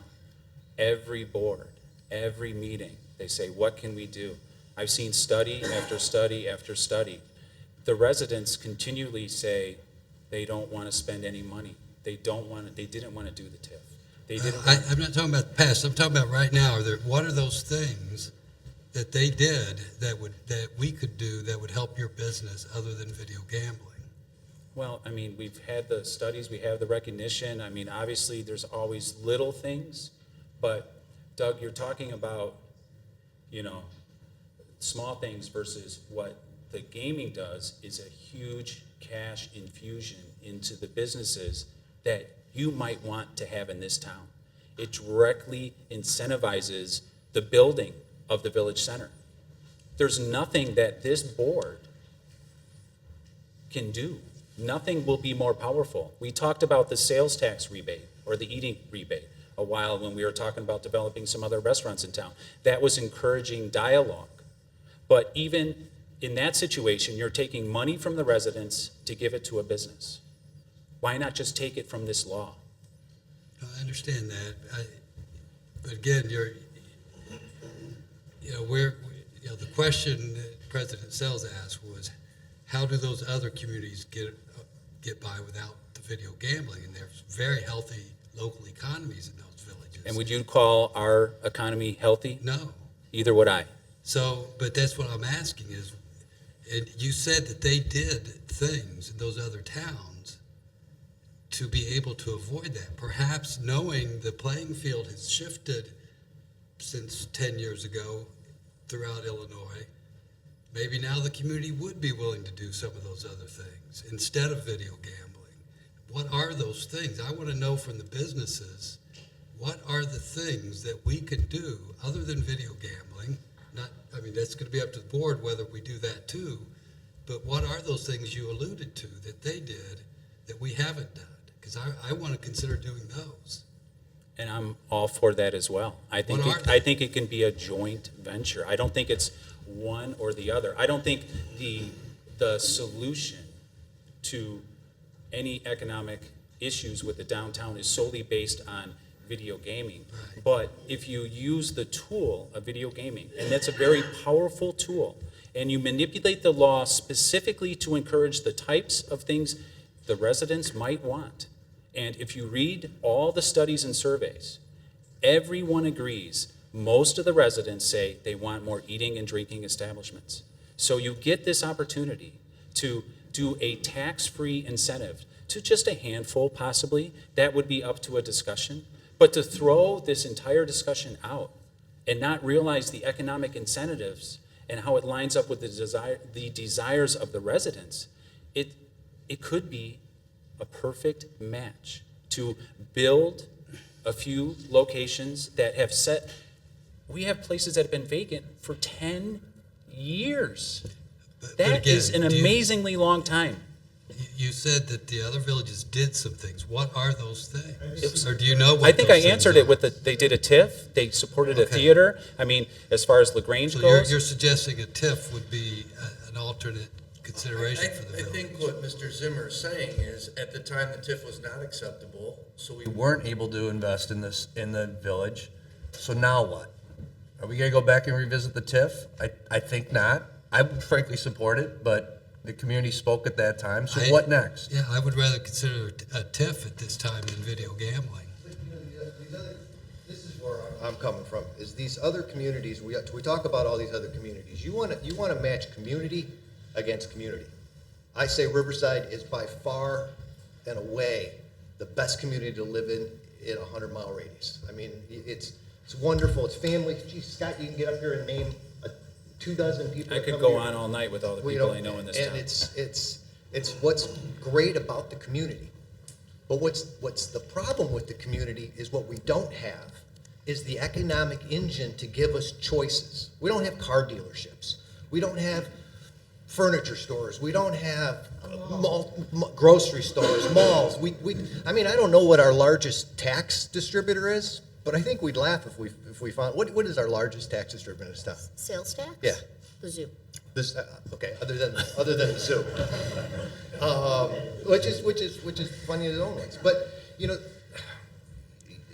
the implications of what this can do. I mean, and I've had long conversations with several people in this room, and everyone that wrote me, I wrote back, and some of those people said, yeah, you know what, I can hear you. We got rents that are expensive because our taxes are expensive, because we don't have that economic engine. So how do we keep those small mom and pop shops, those small bakeries, those small places that are paying exorbitant taxes or exorbitant rents because of the taxes, and then we nick them for a places of eating tax for another 1%. You know, see, I think what we can do is. I'm sorry, I took us off the track. Can I We're just- still on public testimony. I just want to, so Mr. Zimmer doesn't have to stand there because he has a business to run. Does anybody else have any questions for Mr. Zimmer so you can get back to work? Thank you. Mr. Zimmer. Thank you very much. Thank you. Thank you. I'm sorry, now go ahead, Mr. Now I can't remember. What I'm saying is we could take, the taxes, some gentleman got up and said, his tax bill is $16,000, and I appreciate that, but 75% of that goes to the school districts. The village is working on such a small percentage. I mean, we have very, very little to work with. We can't do TIFs. We can't do all this stuff. We don't have all these tools in the tool bag. So we have to try to find what tools we could do. The last thing, I want to do is downgrade our brand. But, I've been here for 25 years. How many businesses have been in where Floor is? How many businesses have been in these corner spots? They spin. And we have two very, very good businesses that are anchors in our town that bring people in that are wonderful. And I don't want to jeopardize them. I want to make them grow. I want to give other incentives for smaller businesses. I would love to eliminate the places of eating tax for businesses that have less than 7 employees. I know that makes some people cringe. But then you get, I was at Sugar Beet today, driving home from Oak Park, and I heard about this. I was actually on Riverside website, and someone talked about that Sugar Beet co-op. So I figured, I'm going to drive by and see what it's about. I drove by there, and the lady, she comes up, she goes, "Where are you from?" I said, "I'm from Riverside." She goes, "I love Floor. What a great town. We're just starting to put their products in." And she goes, "That's a wonderful thing that she would come to our town and like Floor and like the product enough to put it in her place. I want to keep Floor. I want to make sure that I have the incentives enough to make sure Floor is viable and that I can do things to make sure they stay right where they're at. And this type of stuff gives us some of those tools. And I agree with you when you say, God, if you have to put it behind the door, what are you doing? But on the other hand, I've had people that call me up and say, I've had people say, oh, the person that does those video games, are going to be just, they're old slobs and, they have rustful old shirts and they drool down their face. And I had one guy goes, "That's my mom." And she goes, she would love nothing more than to go over to Choo Choo and have a $6 martini and throw a few quarters in a thing. So I appreciate what everyone says, and I love it, and I love the passion in this town. But I've been here too long to see the town go backwards. I mean, we have gone so far in the last 20 years to end up where we're the restaurants we have in town, and I love fried chicken and I love dumplings, but I would like a little bit more. I really would. I don't want to go backwards. Other comments? Mr. Carroll? Brian Carroll, Molly Public House, 31 Forest. Just real quick, I mean, I see everybody's, side on everything, but, the fact of the matter is, we are struggling. Is this going to help us out? Of course it's going to help us out, but not a lot. I mean, but, behind closed doors, kind of a house of ill fame, all that nonsense, all I'm asking you to do is trust me. And sometimes, it takes a leap of faith to, get that trust. That's all I'm asking.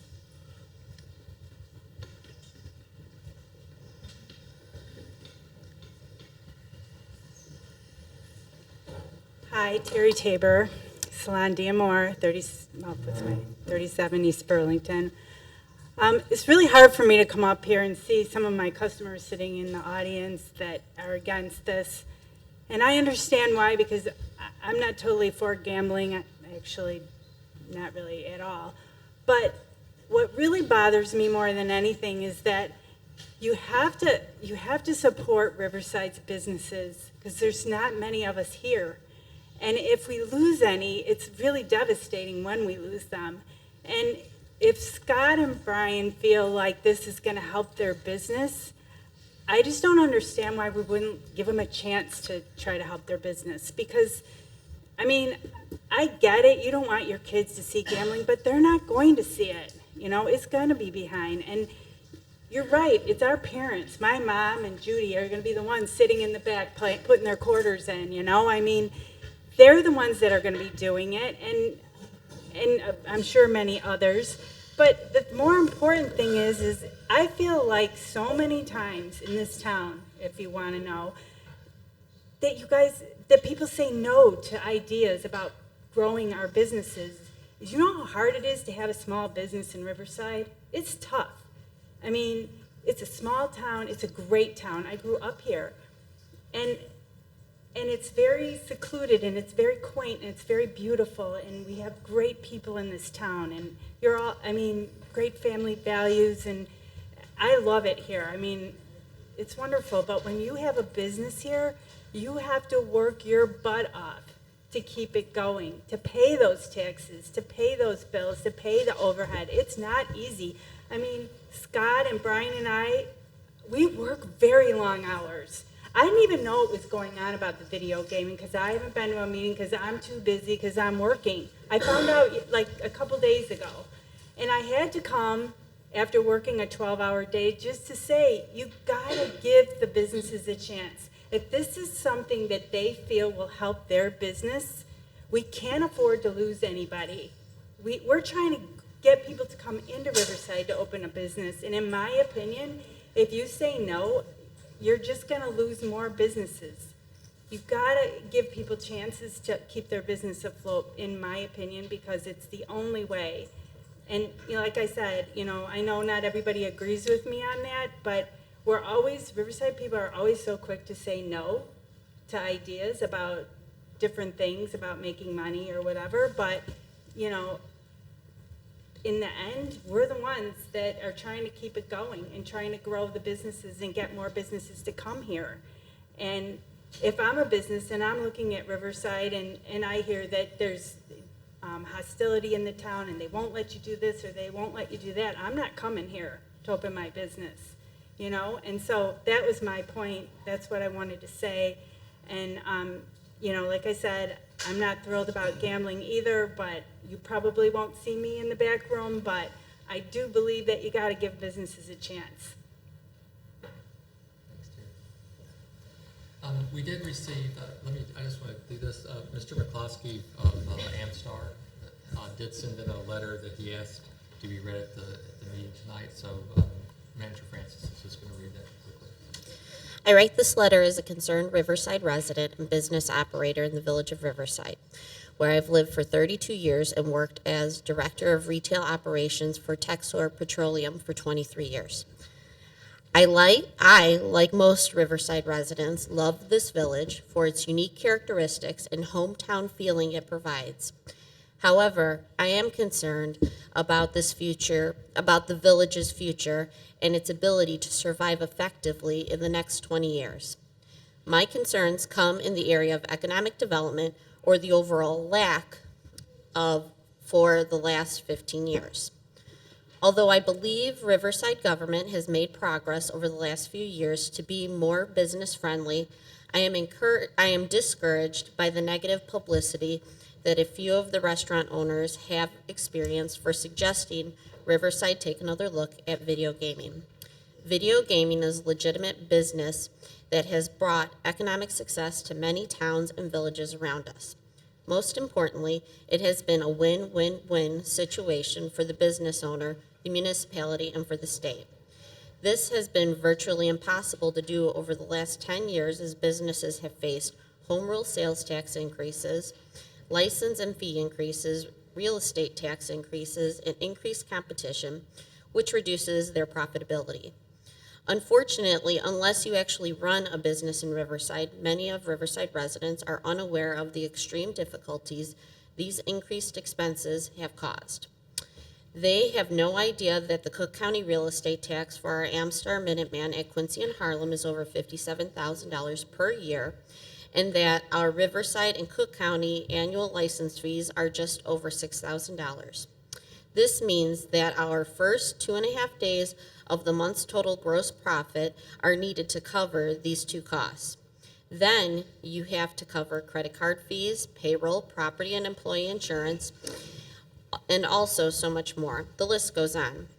I don't even want to talk about the impact that Costco has had on our business as they brag about selling gas for a loss. Trust me, I can tell you that they do sell fuel at a loss. At the end of the month, we are hard pressed to make a profit at our Riverside store.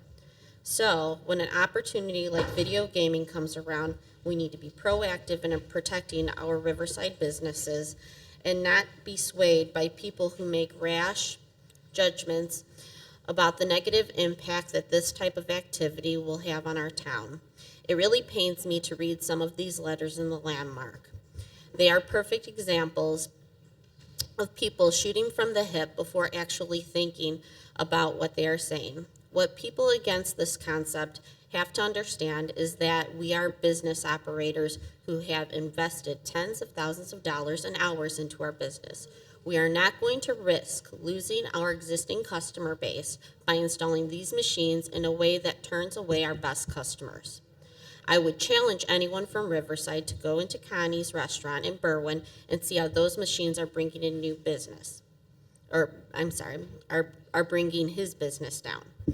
Most customers do not even realize that they are even in the site, yet they are bringing in over $8,000 per month in revenue for Connie's and the city of Berwyn. This could be done in Riverside as well. Remember when the state of Illinois approved lottery?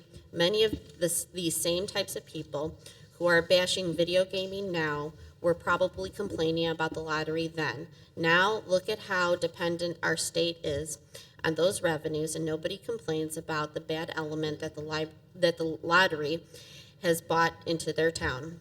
Based on my 33 years of retail experience, the same will be true about video gaming. In summary, I would like the board to approach this proposal with an open mind. They must realize that as a Cook County business operator, profit opportunities have been greatly diminished by things out of their control. Please do not take this opportunity away from them and force them to look to take their restaurants out of Riverside. That is a distinct possibility here. Do not push businesses away, but rather embrace them as a partner who can help the village out of its financial woes. Trust them and work with them to help make their businesses better. Thank you for your consideration of this most important matter. Please also know that I appreciate the efforts you are all putting forth in trying to make Riverside a better place to live. Sincerely, William McCloskey. Thank you, Ms. Francis. Mr. Benson.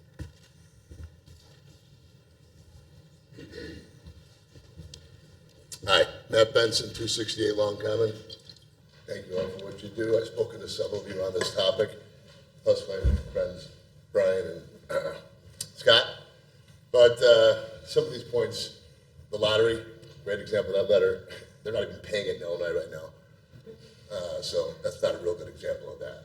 I spoke to Joe at length about this, and I'm not completely against the idea of doing this. But we have so much we can try to build in this town. And we keep saying, as the last speaker up here said, we keep saying no, no, no, no, no over the years to this stuff. I've been here 8 years and we haven't seen anything really come other than empanadas, which is another great place. But why do we keep saying no to these things? And I think the uproar from a lot of the people that live in this town came from what appeared to be a landmark article that said this was going to pass. This was a done deal. It wasn't as though it was up for discussion, and that's where the frustration came from people. There's not enemies in this town. Everyone gets along as far as I know. At least people I hang out with. But we're not opposed to it. We want to see if this is going to be a reason that we can bring in a pizza joint, if we can get that corner lot at Harlem and Long Common changed into something. When we have these events in the summertime, we bring in outside pizza vendors who want to come in. Let's bring in somebody who we've talked to about opening a restaurant in here. Let's do that at Christmas time and bring in a couple of these vendors that they can serve food and see what a great community this is, other than being hassled by crap landlords in certain areas and seeing all these vacant places. You've got $11 million homes in this town for sale right now. If I'm coming in with 4 kids, I don't see a real nice ball field. I see Brookfield and Berwyn blowing us away with their youth centers and the ball fields for them. I come to a downtown area where 10 or 12 buildings are empty. I'm gonna spend $1 million on a home? When I go to Hinsdale or LaGrange and see up and down these streets, there's nothing but all kinds of activity. I was in LaGrange a week before Halloween, pouring rain. There were 5,000 kids running up and down the streets. I saw you handing candy out. I mean, that's a vibrant economy. What are we doing wrong here? Why we kept saying no, and then it kind of looked like this one little thing. We're just going to go, no one's going to care about this. Go ahead and pass this through. Maybe we don't. Maybe there was not enough people in this town who have been paying attention, and I'm one of them. I have not been to these meetings, but I'm with Matt on this one. Matt, let's sit down. I'm willing to do that. I'm willing to help discuss what we can do to bring stuff in. We've got a friend of mine who's trying to open a gym, and I think Eric said some businesses, well, you can't tell people you can't open businesses here. Well, yeah, there's a business over there, Coventry Lane, that says there's certain businesses that can't go in there. Why? Because of parking. Well, you know what? We've got parking on the street here, and I park over here every morning at 6:13, and I'm generally left with the last spots, and almost every one of those cars has a Brookfield sticker on it, not a Riverside sticker. So people are still using our parking spots just to get in the train, but we're worried about people parking for a potential gym that can't go in another building because we're worried about parking over there, where you've got a brand new parking lot that sits empty every single day. So we need to sit down, the people in this community need to sit down, who pay a lot of high tax dollars, and some of us don't have any reason to go to the school. So what can we do to make this better? If this is gonna help bring in more businesses, then I think it's something we should discuss. But there's more to it than just passing this. So I wanted to come up here and speak because I think some of the people that don't think I may have been, one of these people on Facebook kind of chasing this thing down, a little hard, but you know, we're all in this together. We all want this town to succeed. We want a vibrant downtown. So that's all I got to say. Thank you. Thanks, Matt. Let me just pose a question to try to spur some more conversation here. I mean, you know, you heard me earlier talk about the list of initiatives from the CMAP that the village is working on. And like I say, we're going to be updating those in December. Almost every single initiative that I've heard floated here tonight about things that we should be doing, we are doing. And we've been doing them for the last 2 years. So it's not like this is one basket in which we are putting all of our eggs. But this is an idea that was brought to us. So for the folks, you know, for the folks who are against this on principle, I understand that, I respect that deeply. But my question to you is, what do we do then? You know, I mean, I thought something Mr. Stack said was really interesting. You know, we spend a lot of time talking about incentivizing businesses. How do we incentivize customers? How do we incentivize our residents to be more supportive of our businesses? And if you walked in here this evening against this, based on what you've heard tonight, I'd like to hear from you. Do you see room for compromise? Do you see room where people of goodwill can come together and figure out a way to make this work? And that's a question I'd love somebody to answer. Ms. Archer? Yeah, we need you to go up here so people at home can hear and see.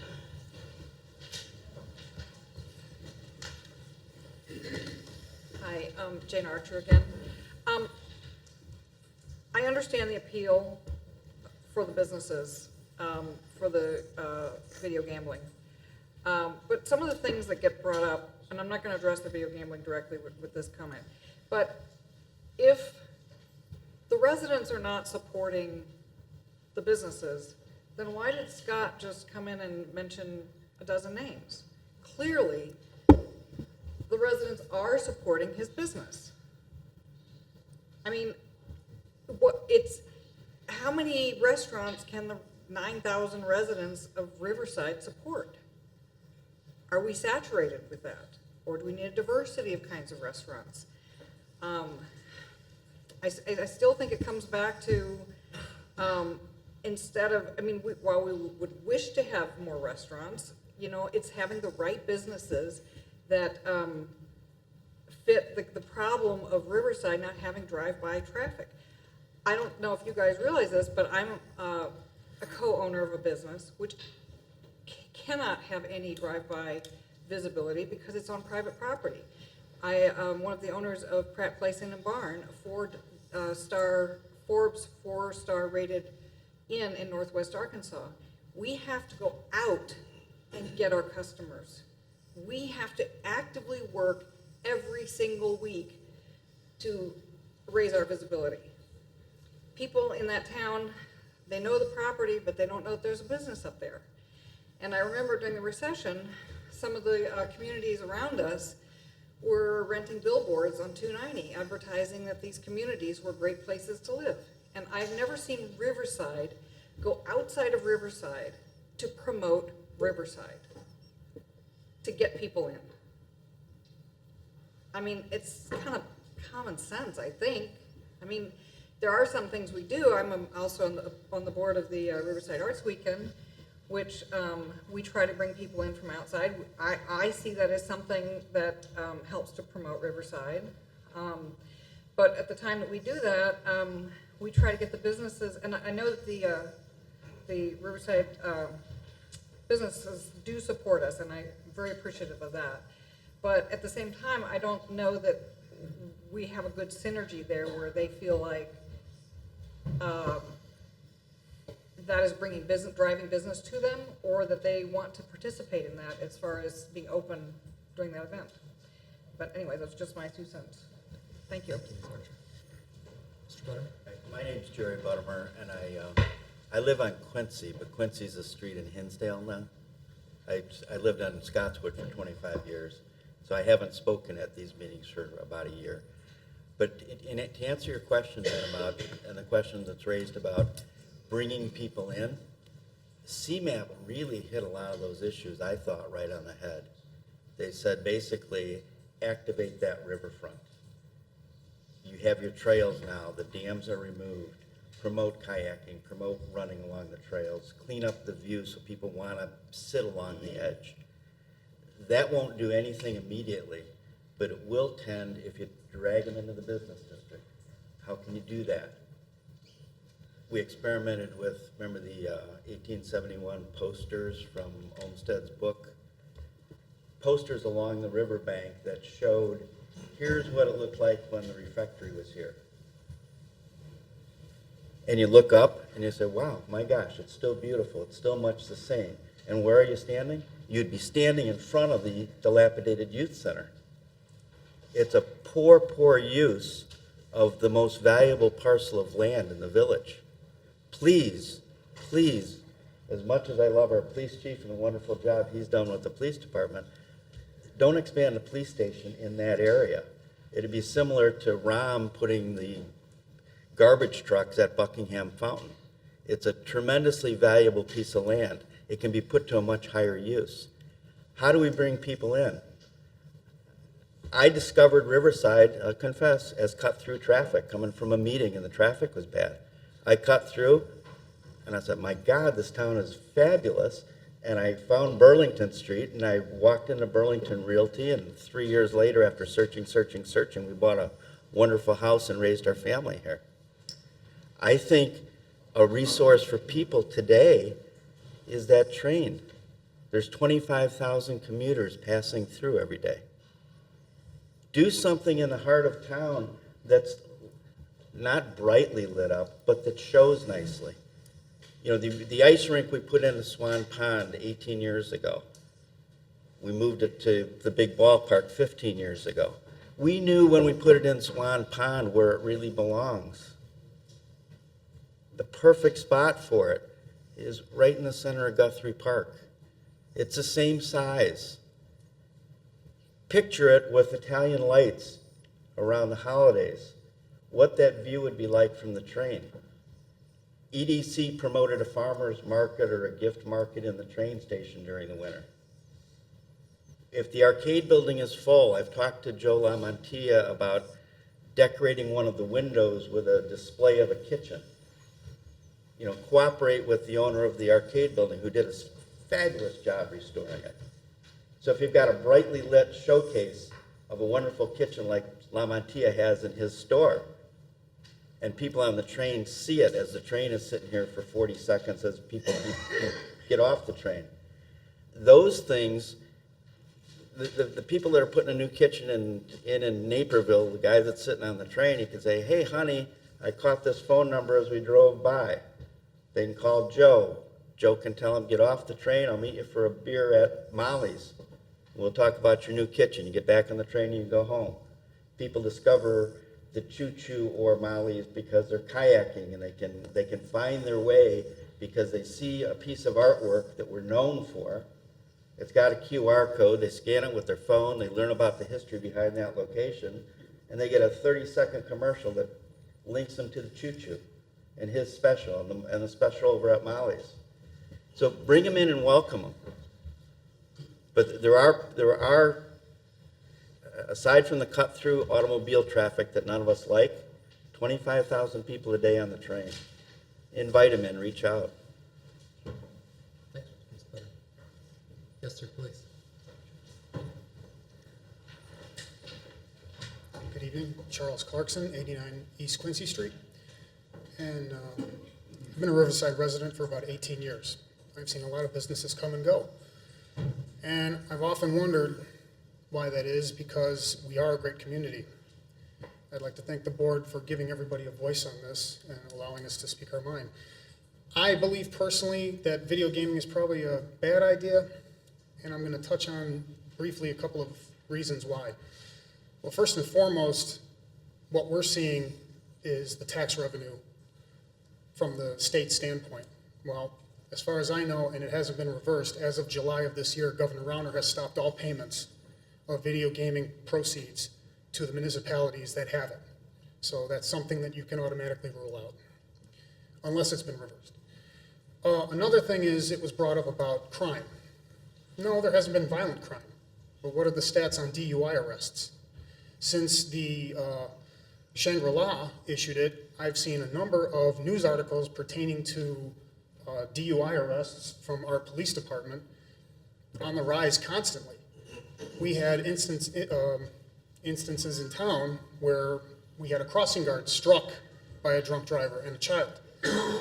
I'm not saying she was at a video game parlor or something like that. I'm just saying that, you know, it's a possibility that the whole thing of video gaming is alcohol, gambling, alcohol. They go hand in hand.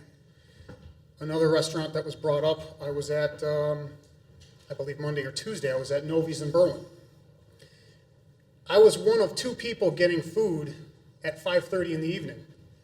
The other 8 people were frequenting the gaming room, which is just off the eating area. Beer after beer after beer after beer. And all they need is a simple liquor license to sell bottled beer. They're not actually serving tap or hard liquor.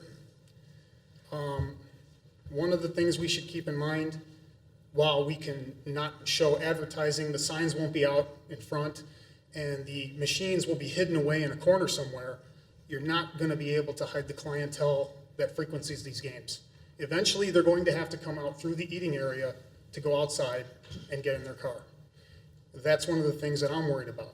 The Choo Choo and Molly's are within arm's reach of Central and Hauser and building blocks. That's something we need to take into consideration. What are the hours that will be available to video gaming? After 9, Hauser and Central has parent night. I have 2 young children. I don't need, you know, that kind of element coming into town. Not necessarily the people that live in town that might frequent it on occasion, but the bottom line is gambling, alcohol, gambling. They go hand in hand. And that's what the whole basis is of this law. It utilizes liquor license, which is revenue for the town and the state. But as I said, now the state has stopped payment on that. So it's just something to keep in mind. Thank you very much. Thanks, sir. Mr. Woody.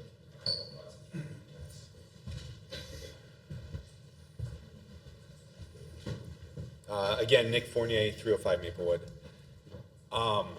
You know, I mean, yeah, like, is there room for compromise? I suppose to an extent, but I think the point that, you know, the common theme is let's vet out some of these other avenues before we concede to doing this. This is a crutch. The state could take this away next month, next year. It could disappear. And so then where are we again? The businesses are still in the same position. I mean, to Scott's point, you come in and people, there's been, again, my history here is 3 years. So this is all the history prior to that. I'm not a legacy resident. I don't have deep roots in this community. That's not where I come from. So I don't know. I can't speak to any of that. But what I'm speaking, I feel like I'm speaking from a constituency of my peers that are newer residents that are coming in here, and we're progressive thinkers. We want to pass a lot of these policies that may have been shot down in the past, that people are simply like, you know what, hands down, I just can't do it anymore. I feel like every time I have a conversation with someone and talk about the youth center, talk about the riverfront, talk about these opportunities, they're like, yeah, half the people don't even know what the youth center was. And so start bringing people into the downtown district. As far as empathizing with the business owners, I don't know I feel like the local buy-in at, there's two primary places we're talking about here. We're talking about Choo Choo, we're talking about Molly's, okay? I have no idea. I personally, honestly, haven't gone to any of the other restaurants in town besides Empanadas. But, for Choo Choo and Molly's, I feel like their local buy-in is pretty good. If you were to look at it as a percentage of residents for a population of 9,000, the percentage of residents that go to those restaurants, I would imagine is on par with some of these bigger towns. You go to a LaGrange or Oak Park, well, they have a huge population. I mean, they have, 40,000-50,000 people in Oak Park. So, but if you look at, how they have more choices, I guess. We keep coming up with, we want lots of new restaurants. It's because there's only 2 restaurants. But at the end of the day, it's never going to sustain itself unless you get people from outside of town. I think that has to happen. I think there's other avenues to do it. I mean, the point being, other villages have that same challenge. If the average family, let's say you go out to eat once a week, you take your family out, okay? What are you going to do? Rotate Choo Choo Molly's twice a month apiece? It's probably not a reasonable expectation. If I were to, instinctively come up with a compromise, it would be, pushing it out toward Harlem, where you get tons of traffic, and that's where you're going to see Connie's is generating that kind of money because they're on a huge thoroughfare. They're not in the middle of a business district. A lot of the biggest ticket ones are on these really, really busy streets. If you're going to look at doing zoning that was really beneficial, hugely beneficial to a business, I'd put it on Harlem Avenue where we get all the street traffic. That's where I stand on it. I mean, I don't know. I certainly empathize with the businesses, and I know it's tough, and I don't know what else to say, but that's still where I stand. Other comments? Yes, sir, please. My name is Dan Murphy. I live at 420 Uvedale. I've been in the community for about 16 years now, and I guess, first of all, the whole video gaming thing took me by surprise. I often poke fun at the village code for the ban on roller rinks, billiard halls. Let's see what else. I can't have a seance in my home, apparently. But anyway, so I was quite shocked when we went from these 19th century blue laws to 21st century legalization of video gambling. I guess I have a few thoughts that I'd like to share briefly. One is I feel that having lived 1 block west of Harlem for about 14 years, that the village has really turned its back on Harlem Avenue. It's not attractive. You wouldn't know that there's an upscale community behind those storefronts on Harlem. And if there were to be a TIF, maybe it should be along Harlem. I know there's constraints because the lots aren't very deep, and national retailers want a deep lot before they'll build in a community. But Harlem is often impassable in the winter because of the sidewalks that are covered with ice and snow. So it seems like the village has just entirely forgotten about Harlem. And to Nick's point, that's where the traffic is. The reason LaGrange has a viable downtown is that it has a state highway route running through the middle of the town. Our state highway route is on the east edge of town. So I think something needs to be done to address Harlem. I guess I am opposed to gambling on principle beyond relatively benign things like charitable fundraisers. I think if a responsible adult wants to go to Las Vegas or a riverboat, that's fine. But I just feel like with video gambling, it makes gambling so ubiquitous, so much a part of the fabric of everyday life that it has kind of a degrading effect on society. I think most people will not become gambling addicts, but a significant percentage of the population will. And so for that reason, I would like to keep it out of Riverside. I am sympathetic to the business owners. I know they're struggling for revenue, given the economy, given the fact that there isn't a lot of drive-by traffic in town. But to me, it just seems like the legalization of gambling is a desperate measure. It seems like, has it helped Atlantic City becoming a thriving, metropolis? Has it helped, the riverboats in Illinois helped Joliet or Elgin or in Hammond have the, has the presence of gambling in those communities helped them, or is it just kind of given them a lifeline at best? It's well documented that most of the proceeds from gambling leave the community and go to the corporations that operate the casinos or own the equipment. So I feel like we need more than desperation measures, which I think the video gambling represents. So I think promoting the community outside the community. Berwyn has a series of YouTube videos talking about the history of Berwyn, the attractive features of the community. Google Berwyn or look on YouTube and you'll find them. I think we need to reach out outside the community more. I think we need, I often wonder, why do people drive 3 hours to Galena from Chicago? Why do they drive an hour to Long Grove? I understand that we're not the size of LaGrange or Oak Park, but Galena and I think Long Grove are probably more comparably sized communities. And people will travel to go there to eat and spend money. And I think people know that Galena is there. I talk to people and sometimes they'll ask me, well, where is Riverside? And the best is when they say, is that near North Riverside? So I think we need... Just east of there. Yeah, exactly, right.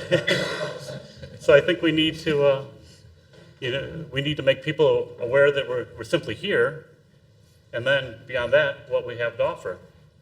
So thank you. I know that this is a difficult position as the village board to be in. Strong opinions both ways, and I appreciate the opportunity to come here and speak tonight. Thank you very much. And just on that point, just so everybody knows, the Economic Development Commission, as we speak, is having a marketing video produced that should be ready, probably by the end of this month, and it will be available on YouTube for exactly the purposes that Mr. Murphy was talking about. Other comments? Yes, ma'am, please. Yeah. My name is Nancy DeFaw. I live at 36 North Cowley, and I've been in Riverside for about 10 years.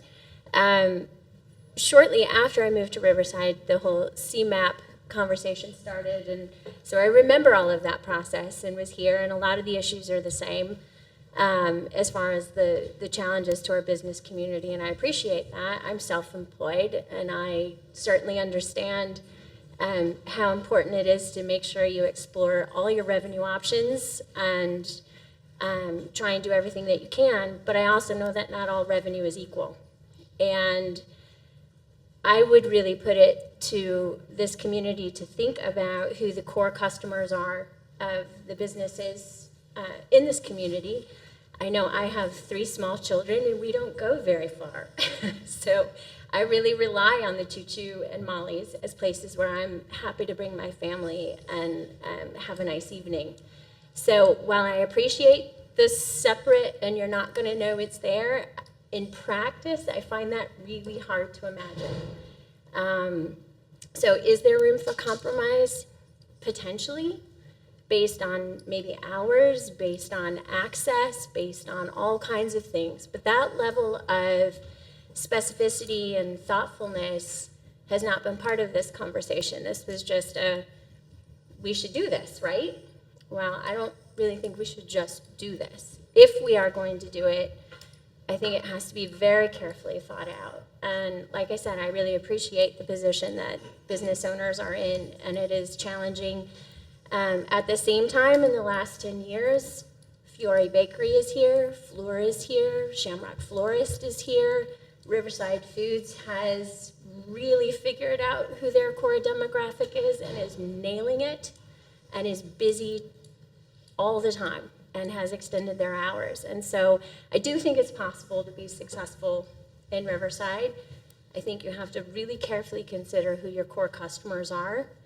And I would really challenge us to try everything we can before we do this, because this seems like a Band-Aid, right? And I understand it's a Band-Aid. It's a quick hit to the bottom line for these businesses, and I appreciate that. But in the long run, I don't think that's the solution to having a really well-developed and engaged community. So that's my 2 cents. Thank you very much. Are we all tired? Finished? Okay. Well, thank you everyone for coming. I don't know if the trustees have anything else they want to talk about tonight. We've heard a lot. I think it's kind of time to digest and process what we've heard. And you make our job enormously easier when you do this, and when we have an opportunity to hear from you. So I hope we'll see you at future board meetings. And like I say, if you're interested in what is being done, which is substantial with regard to the CMAP initiatives, that will be at our first meeting in December. But so anything else before we move on? I just wanted to point out one thing. We keep on talking about Molly's and Choo Choo. There are other restaurants in town, and I just don't want them to feel like they're being left out. And so there is, White Fence Farm, Riverside Restaurant, Bohemian Restaurant, Winglaws. If I'm missing any, I can't think of it. But we recognize that each of these businesses is important to our town, and we would never make a decision based on one business or anything like that. So. Okay, so hearing any new business. And the Zoom and the snack shops at the Zoom. If you want to. I asked if anybody had anything else to say. Yeah.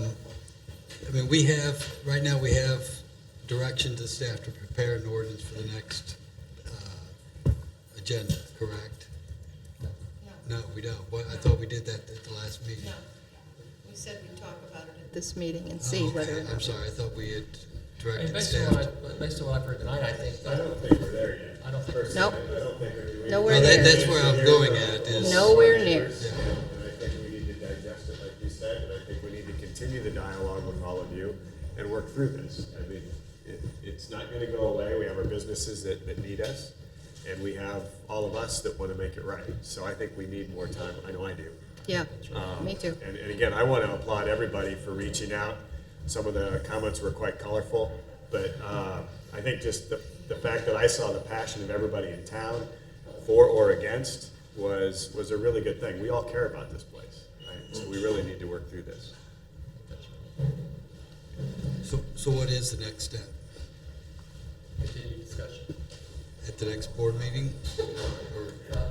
Well, let's take a look and see what else we have out there, because we're getting toward the end of the year now. There's a lot pressing in on us right now. So let me get with the village manager, then I can call the board to see when you would like to bring it back for the next round. But I think there's, and I think Mr. Hall's point is a good one. I mean, we have questions of access and hours, and that we need to talk about as well. I think maybe another first spot would be is maybe have Sonia visit some of these businesses that would like to do this and get their input on where they would put it, how they would put it. Let them help us craft the means to an end. At least get because we're all talking abstracts. I mean, I don't know what it means to be in a back corner behind a wall without signing. What do these people? Where do these businesses think this is going to be? How is it going to do it? How are they going to do it? Additionally, staff will need to do some due diligence of investigating what other comparable communities have done that have allowed video gaming, and provide the board with some framework with regard to that if we're going to continue down this path. I would like input from staff next, and input from the businesses. They know the input from the residents, and I'd like the input on how they plan on installing this if we so, plan to move ahead. I guess the other thing I would add too is that, you all elect us and expect us, rightly, to have an open mind about these things and to consider all sides. You're our greatest resource. You've heard a lot of ideas tonight, and what I would hate to see is for this to degenerate into two opposite sides. We're a community, we're neighbors. Maybe this isn't something we want. Maybe there just isn't a way to make it work. But let's not get stuck in a position, and let's keep listening to each other. That's what makes this village great, and that's our best opportunity going forward. So our agendas are constant. They're always posted online. Everybody knows what's going on. All you have to do is, if you're not on eFlash, get on eFlash, because then you get notices of our meetings, and the agenda packets are attached there too. So we look forward to more conversation about this. Plus, you can watch it on Comcast. Plus, you can watch it on Comcast, and soon on AT&T. And soon on AT&T.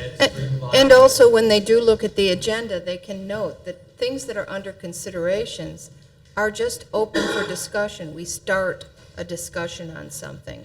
That is vastly different from saying we're going forward with it. So something that's under consideration is just that. It's under consideration. So is there any new business this evening? We do have need for an executive session tonight to consider the appointment, employment, compensation, discipline, performance, or dismissal of specific employees, and to discuss litigation when an action against, affecting, or on behalf of the public body has been filed or is pending in court, or when a public body finds that such action is probably imminent. So having said all that, I ask for a motion to adjourn the executive session after we do this, so no action will be taken in the executive session. Motion by Mr. Lumsden. Second. Second by Mr. Settity. Please call the roll. Aye. Aye. Aye. Trustee Pollock. Aye. Abstain. Aye.